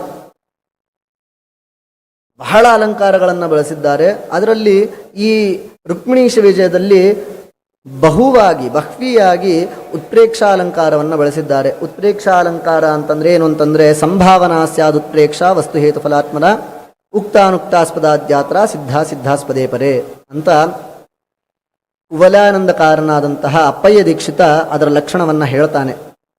ಸಂಭಾವನಾ ಸ್ಯಾದ್ ಉತ್ಪ್ರೇಕ್ಷ ಅಂದರೆ ನನಗೆ ಹೀಗೆ ಅನಿಸತ್ತೆ ರೀ, ಅಲ್ಲಿ ಇರೋದಿಲ್ಲ, ಆದರೆ ಹೀಗೆ ಅನಿಸುತ್ತೆ, ನಂದು ಒಂದು ವಿಷಯ ಇರಲಿ ಅಂತ. ಉಕ್ತಾನುಕ್ತಾಸ್ಪದಾದ್ಯಾತ್ರ ಸಿದ್ಧಾಸ್ಪದೇ ಪರೇ. ಇಲ್ಲಿ ವಾದಿರಾಜರು ಈ ಶ್ಲೋಕದಿಂದ ತಿಳಿಸಿದಂತಹದ್ದೇನು, ಇಲ್ಲಿ ಉತ್ಪ್ರೇಕ್ಷೆ ಮಾಡಿದ್ದೇನು ಅಂತಂದರೆ ನನಗೆ ಹೀಗನ್ಸತ್ತೆ ಅಂತ ತಮ್ಮ ಅಭಿಪ್ರಾಯವನ್ನು ಉತ್ಪ್ರೇಕ್ಷೆಯನ್ನು ಮಾಡಿ ಎಕ್ಸಾಜರೇಟ್ ಮಾಡಿ ಹೇಳುವಂತಹ ವಿಷಯ. ತೊಟ್ಲು ತೂಗೋದು ಭಾಗವತದಲ್ಲೂ ಹೇಳಿದ್ದಾರೆ.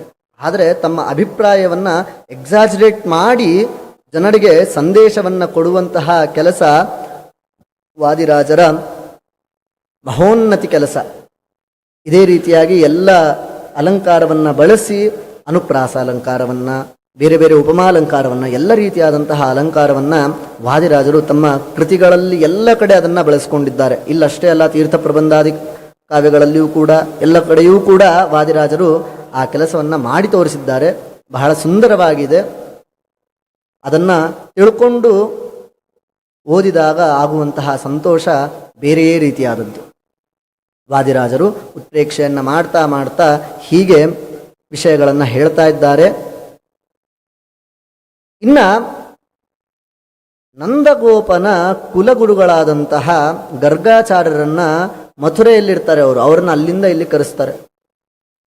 ನಮಗೆ ಏನೇ ದೊಡ್ಡ ರೋಗ ಆಗಿರ್ಬೋದು ರೀ, ನಾವು ಕೊನೆಗೆ ಹೋಗಿ ತೋರಿಸೋದು ಯಾರಿಗೆ? ನಮ್ಮ ಫ್ಯಾಮಿಲಿ ಡಾಕ್ಟ್ರಿಗೆ ಅಂತ ಒಬ್ರು ಇರ್ತಾರೆ, ಅವ್ರ ಹತ್ರನೇ ಹೋಗ್ತೀವಿ. ಅವ್ರು ಸತ್ತ ಅಂತಂದರೆ ಅವ್ರ ಮಕ್ಕಳ ಕೈಲಿ ತೋರಿಸ್ತೀವಿ ಹೊರತು ಬೇರೆಯವ್ರ ಕೈಲಿ ತೋರಿಸೋದಿಲ್ಲ.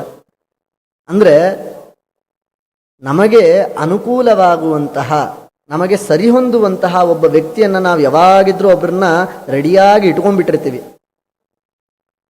ಆದರೆ ಗರ್ಗಾಚಾರ್ಯರು ಚತುರ್ವೇದ ಪಾರಂಗತರಾಗಿರ್ತಾರೆ. ನಂದಗೋಪ ಅವರನ್ನು ತನ್ನ ಮನೆಯ ಪುರೋಹಿತರನ್ನಾಗಿ, ಕುಲಪುರೋಹಿತರನ್ನಾಗಿ ಇಟ್ಕೊಂಡಿರ್ತಾರೆ. ಆ ಕುಲಪುರೋಹಿತರಿಗೆ ಎಷ್ಟು ಗೊತ್ತಿರ್ತದೆ ಅಂತಂದರೆ, ಮನೆಯಲ್ಲಿ ಶ್ರಾದ್ದ ಬಂದರೆ ಆ ಕರ್ತೃವಿಗೆ ಗೊತ್ತಿರೋದಿಲ್ಲ ಯಾರ್ಯಾರು ಹೋಗಿದ್ದಾರೆ, ಎಷ್ಟೆಷ್ಟು ಜನಕ್ಕೆ ಪಿಂಡ ಇಡಿಸ್ಬೇಕು ಅಂತ ಅವ್ರಿಗೆ ಗೊತ್ತಿರೋದಿಲ್ಲ. ಆದರೆ ಆ ಬರುವಂತಹ ಆಚಾರ್ಯರಿಗೆ ಗೊತ್ತಿರ್ತದೆ ಯಾರಿಗೆ ಎಷ್ಟು ಪಿಂಡ ಇಡಿಸ್ಬೇಕು ಇವ್ರ ಕೈಯಲ್ಲಿ ಅಂತ. ಅಷ್ಟು ಪ್ರಾಕ್ಟೀಸ್ ಆಗೋಗಿರುತ್ತೆ ಅವರಿಗೆ. ಒಂದು ಮನೆಯ ಮೇಲೆ ಅಷ್ಟು ಹಿಡಿತಾ ಇರ್ತದೆ. ಪ್ರಕೃತದಲ್ಲಿ ವಿಷಯ ನೋಡೋದಾಯಿತು ಅಂತಂದರೆ, ನಂದಗೋಪನ ಕುಲಪುರೋಹಿತರಾದಂತಹ ಗರ್ಗಾಚಾರ್ಯರು ಮಥುರೆಯಲ್ಲಿ ಇರ್ತಾರೆ. ಮಥುರೆಯಿಂದ ಗೋಕುಲಕ್ಕೆ ನಂದಗೋಪ ಕರೆಸ್ತಾನೆ. ವಿನಯಾದಿ ಗುಣಗಳಿಂದ ಭರಿತರಾದಂತಹ ಗರ್ಗಾಚಾರ್ಯರು ಬಂದು ಆ ಎರಡು ಕೂಸುಗಳಿಗೆ, ಶೇಷಾವತಾರಿಯಾದಂತಹ ಬಲರಾಮನಿಗೆ ಬಲರಾಮ ಅಂತ ಆ ಕೂಸಿಗೆ, ಹಿರಿಯನಾದಂತಹ ಬಲರಾಮನಿಗೆ ಬಲರಾಮ ಅಂತ ದೊಡ್ಡ ಕೂಸಿಗೆ ಬಲರಾಮ ಅಂತ ಇಡಿಸ್ತಾರೆ.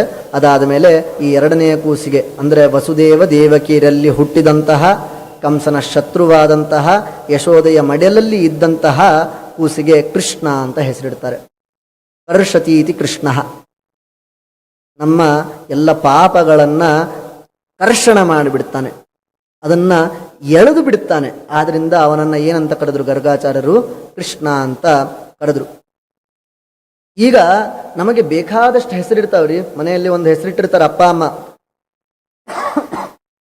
ಆದರೂ ಕೂಡ ಒಂದು ಪ್ರೀತಿಯಿಂದ ಒಂದು ಹೆಸರು ಕರಿತಾ ಇರ್ತಾರೆ. ಅದು ಎಷ್ಟೇ ಕೆಟ್ಟದಾಗಿದ್ರೂ ಎಷ್ಟೇ ಚೆನ್ನಾಗಿದ್ರೂ ಆ ಪ್ರೀತಿಯಿಂದ ಕರೆಯುವಂತಹ ಹೆಸರು, ಅಪ್ಪಿನೋ ಕುಪ್ಪಿನೋ ಏನೋ ಒಂದು ಇಟ್ಟಿರ್ತಾರೆ. ಆ ಹೆಸರನ್ನೇನೆ ಯಾವಾಗಲೂ ಕರೀತಾರೆ ಮನೆಯಲ್ಲಿ. ಯಾಕೆ ಅಂತಂದರೆ ಅದರಲ್ಲಿ ಯಾವುದೇ ವಿಗ್ರಹ ಮಾಡಿ ಸಮಾಸ ಮಾಡಿ ಏನು ಮಾಡಿರೋದಿಲ್ಲ. ಪ್ರೀತಿಯಿಂದ ಎರಡಕ್ಷರದಿಂದ ಏನೋ ಕರೀತಾರೆ. ಆ ಹೆಸರೇನೆ ಬಹಳ ಪ್ರಸಿದ್ಧ ಆಗ್ತದೆ. ಯಾಕೆ ವಿಷಯವನ್ನು ವಾದಿರಾಜರು ಹೇಳ್ತಾ ಇದ್ದಾರೆ ಅಂತಂದರೆ, ಅನಂತ ನಾಮಾಪಿ ಸ ಕೃಷ್ಣ ಸಂಜ್ಞಾಂ ಅವಾಪ್ಯ ತುಷ್ಟ ಕಿಲ ಗರ್ಗ ದತ್ತಾಂ ತಥಾ ಹಿ ಶಬ್ದೇಶು ಬಹೂದಿತೇಶು ಪ್ರಿಯೇರಿತ ಪ್ರೀತಿ ಕರೋಹಿ ಲೋಕೆ. ಎಂಥ ಮಾತು! ಭಗವಂತ ಎಲ್ಲ ಶಬ್ದಗಳಿಂದಲೂ ವಾಚ್ಯ, ಎಲ್ಲ ಹೆಸರುಗಳಿಂದಲೂ ಕೂಡ ಅವನೇ ಕರೆಸಿಕೊಳ್ಳಲ್ಪಡ್ತಾನೆ. ಅಂತಹ ಪರಮಾತ್ಮನಿಗೆ ಏನು ಕರೆದ್ರು ಸರಿನೇ. ಕೃಷ್ಣ ಅಂತ ಕರೆದ್ರು, ಅದನ್ನ ಯಾಕೆ ಅವ ಒಪ್ಕೋಬೇಕಾಗಿತ್ತು? ಕೃಷ್ಣ ನೀವು ಕೃಷ್ಣ ಅಂತ ಇಟ್ಟಿದ್ದೆ ಹೆಸರು ಸರಿಗಿಲ್ರಿ, ನನಗೆ ಪ್ರದ್ಯುಮ್ನ ಅಂತ ಇಟ್ಬಿಡ್ರಿ. ಅದು ಚೆನ್ನಾಗಿಲ್ರಿ, ನನಗೆ ಮತ್ತೊಂದು ಇಡ್ರಿ ಆನಂದ ಅಂತ ಇಟ್ಬಿಡ್ರಿ, ಹೇಳ್ಬೋದಿತ್ತು ಕೃಷ್ಣ. ಗರ್ಗಾಚಾರ್ಯರು ಬಂದು ಬಲರಾಮ ಕೃಷ್ಣ ಅಂತ ಇಟ್ಟ ತಕ್ಷಣ ಕೃಷ್ಣ ಪರಮಾತ್ಮ ಒಂದು ಸ್ಮೈಲ್ ಕೊಟ್ಟನಂತ. ಅಂದ್ರೆ ಅವನಿಗೆ ಅದು ಇಷ್ಟ ಆಯಿತು ಅಂತ. ಯಾಕೆ ಅಂತ ವಾದಿರಾಜರು ಹೇಳ್ತಾರೆ. ಅನಂತ ನಾಮಾಪಿ, ಸಾವಿರಾರು ಅನಂತ ಹೆಸರುಗಳು ಇರಬಹುದು, ಆದರೆ ಅವರ ಪ್ರೀತಿ ಪಾತ್ರರು ಒಂದು ಯಾವುದೋ ಹೆಸರಿಂದ 2 ಅಕ್ಷರದ ಹೆಸರೋ 3 ಅಕ್ಷರದ ಹೆಸರೋ ಏನೋ ಇಟ್ಟು ಪ್ರೀತಿಯಿಂದ ಕರೆದಾಗ ಅದರ ಬಗ್ಗೆ ಬಹಳ ಒಲವು ಮೂಡ್ತದಂತೆ. ತತ್ರಾಪಿ ಈ ಥರ ಅರ್ಥಗರ್ಭಿತವಾದಂತಹ ನಿಕ್ನೇಮ್ ಇಟ್ಟಾಗ ಅವನಿಗೆ ಬಹಳ ಇಷ್ಟ ಆಗ್ತದಂತೆ ಕೃಷ್ಣ ಪರಮಾತ್ಮನಿಗೆ. ಅದಕ್ಕೋಸ್ಕರ ಅನಂತ ಹೆಸರುಗಳಿದ್ರೂ ಕೂಡ ಗರ್ಗಾಚಾರ್ಯರು ಕರೆದಂತಹ ಕೃಷ್ಣ ಅನ್ನುವಂತಹ ಹೆಸರು ಅವನಿಗೆ ಬಹಳ ಇಷ್ಟ ಆಗ್ತದೆ. ಯಾಕೆ ಅಂತಂದ್ರೆ ಆ ಪದದ ಅರ್ಥನೇ ಅಷ್ಟು. ಕರ್ಷತಿ ಇತಿ ಕೃಷ್ಣ, ಜನರ ಪಾಪಗಳನ್ನ ಸೆಳಿತಾನೆ. ಯಾರು ಅವನನ್ನು ನಂಬಿ ಬಂದಿರ್ತಾರೋ ಅವನನ್ನ ಸದಾ ಸಂರಕ್ಷಣೆ ಮಾಡ್ತಾನಂತೆ. ಅನನ್ಯಾಶ್ಚಿಂತಯಂತೋ ಮಾಂ ಯೇ ಜನಾ ಪರ್ಯುಪಾಸತೆ ತೇಷಾಂ ನಿತ್ಯಾಭಿಯುಕ್ತಾನಾಂ ಯೋಗಕ್ಷೇಮಂ ವಹಾಮ್ಯಹಂ ಅಂತನೂ ಅವನೇ ಹೇಳ್ತಾನೆ. ಯಾರು ನನ್ನನ್ನು ಪದೇ ಪದೇ ಪದೇ ಪದೇ ಅವಿರತವಾಗಿ ನನ್ನನ್ನು ಸ್ಮರಣೆ ಮಾಡ್ತಾರೋ ಅವರ ಯೋಗಕ್ಷೇಮವನ್ನು ನಾನೇ ನೋಡ್ತೀನಿ, ಬೇರೆ ಯಾರಲ್ಲ, ನಾನೇ ನೋಡ್ತೀನಿ. ಯೋಗಕ್ಷೇಮಂ ವಹಾಮಿ, ಉತ್ತಮ ಪುರುಷ ಏಕವಚನ ಪ್ರಯೋಗ ಮಾಡ್ತಾನೆ, ನಾನೇ ನಿಮ್ಮನ್ನ ಭರಿಸ್ತೀನಿ ಅಂತ. ಅದೇ ಯಾರು ನನ್ನನ್ನು ತೆಗಳ್ತಾರೋ ಅವ್ರನ್ನ ದೂರ ಇಟ್ಬಿಡ್ತೀನಿ. ಅವ್ರ ಪರಮಾತ್ಮನ ಹತ್ರ ಹೋಗಬೇಕು ಅಂತಂದ್ರೆ ನಮ್ಮ ಪಾಪಗಳೆಲ್ಲ ನಾಶ ಆಗಿರಬೇಕು. ಆ ಪಾಪಗಳನ್ನೆಲ್ಲ ಎಳೆಯುವನು ಯಾರು? ಅವನೇ ಕೃಷ್ಣ. ಅದಕ್ಕೋಸ್ಕರನೇ ಕರ್ಷತಿ ಇತಿ ಕೃಷ್ಣ ಅಂತ ಗರ್ಗಾಚಾರ್ಯರು ಇಟ್ಟಂತಹ ಹೆಸರನ್ನ ಬಹಳ ಸಂತೋಷದಿಂದ ಕೃಷ್ಣ ಅದನ್ನು ಒಪ್ಕೊಂಡಿದ್ದಾನೆ. ಅವನಿಗೆ ಕೃಷ್ಣ ಕೃಷ್ಣ ಅಂತ ಎಲ್ಲರೂ ಕರೀತಾ ಇದ್ದಾರೆ. ಹೀಗೆ ಅವನ ಬಾಲಲೀಲೆಗಳು ಇಲ್ಲಿಂದ ಮುಂದೆ ಸಾಗ್ತಾ ಹೋಗ್ತದೆ. ವಾದಿರಾಜರು ಅದನ್ನು ತಿಳಿಸ್ತಾರೆ ಅಂತ ಇಂದಿಗೆ ಈ ಪ್ರವಚನವನ್ನು ಮುಗಿಸ್ತಾ ಇದ್ದೇನೆ. ಶ್ರೀಕೃಷ್ಣಾರ್ಪಣಮಸ್ತು. ಸರ್ವೇಂದ್ರಿಯ ಪ್ರೇರಕೇಣ ಶ್ರೀ ಪ್ರಾಣಪತಿನೇರಿತ ಯದವೋಚಮಹಂ ತೇನ ಪ್ರಿಯತಾಂ ಕಮಲಾಲಯ. ಶ್ರೀಕೃಷ್ಣಾರ್ಪಣಮಸ್ತು.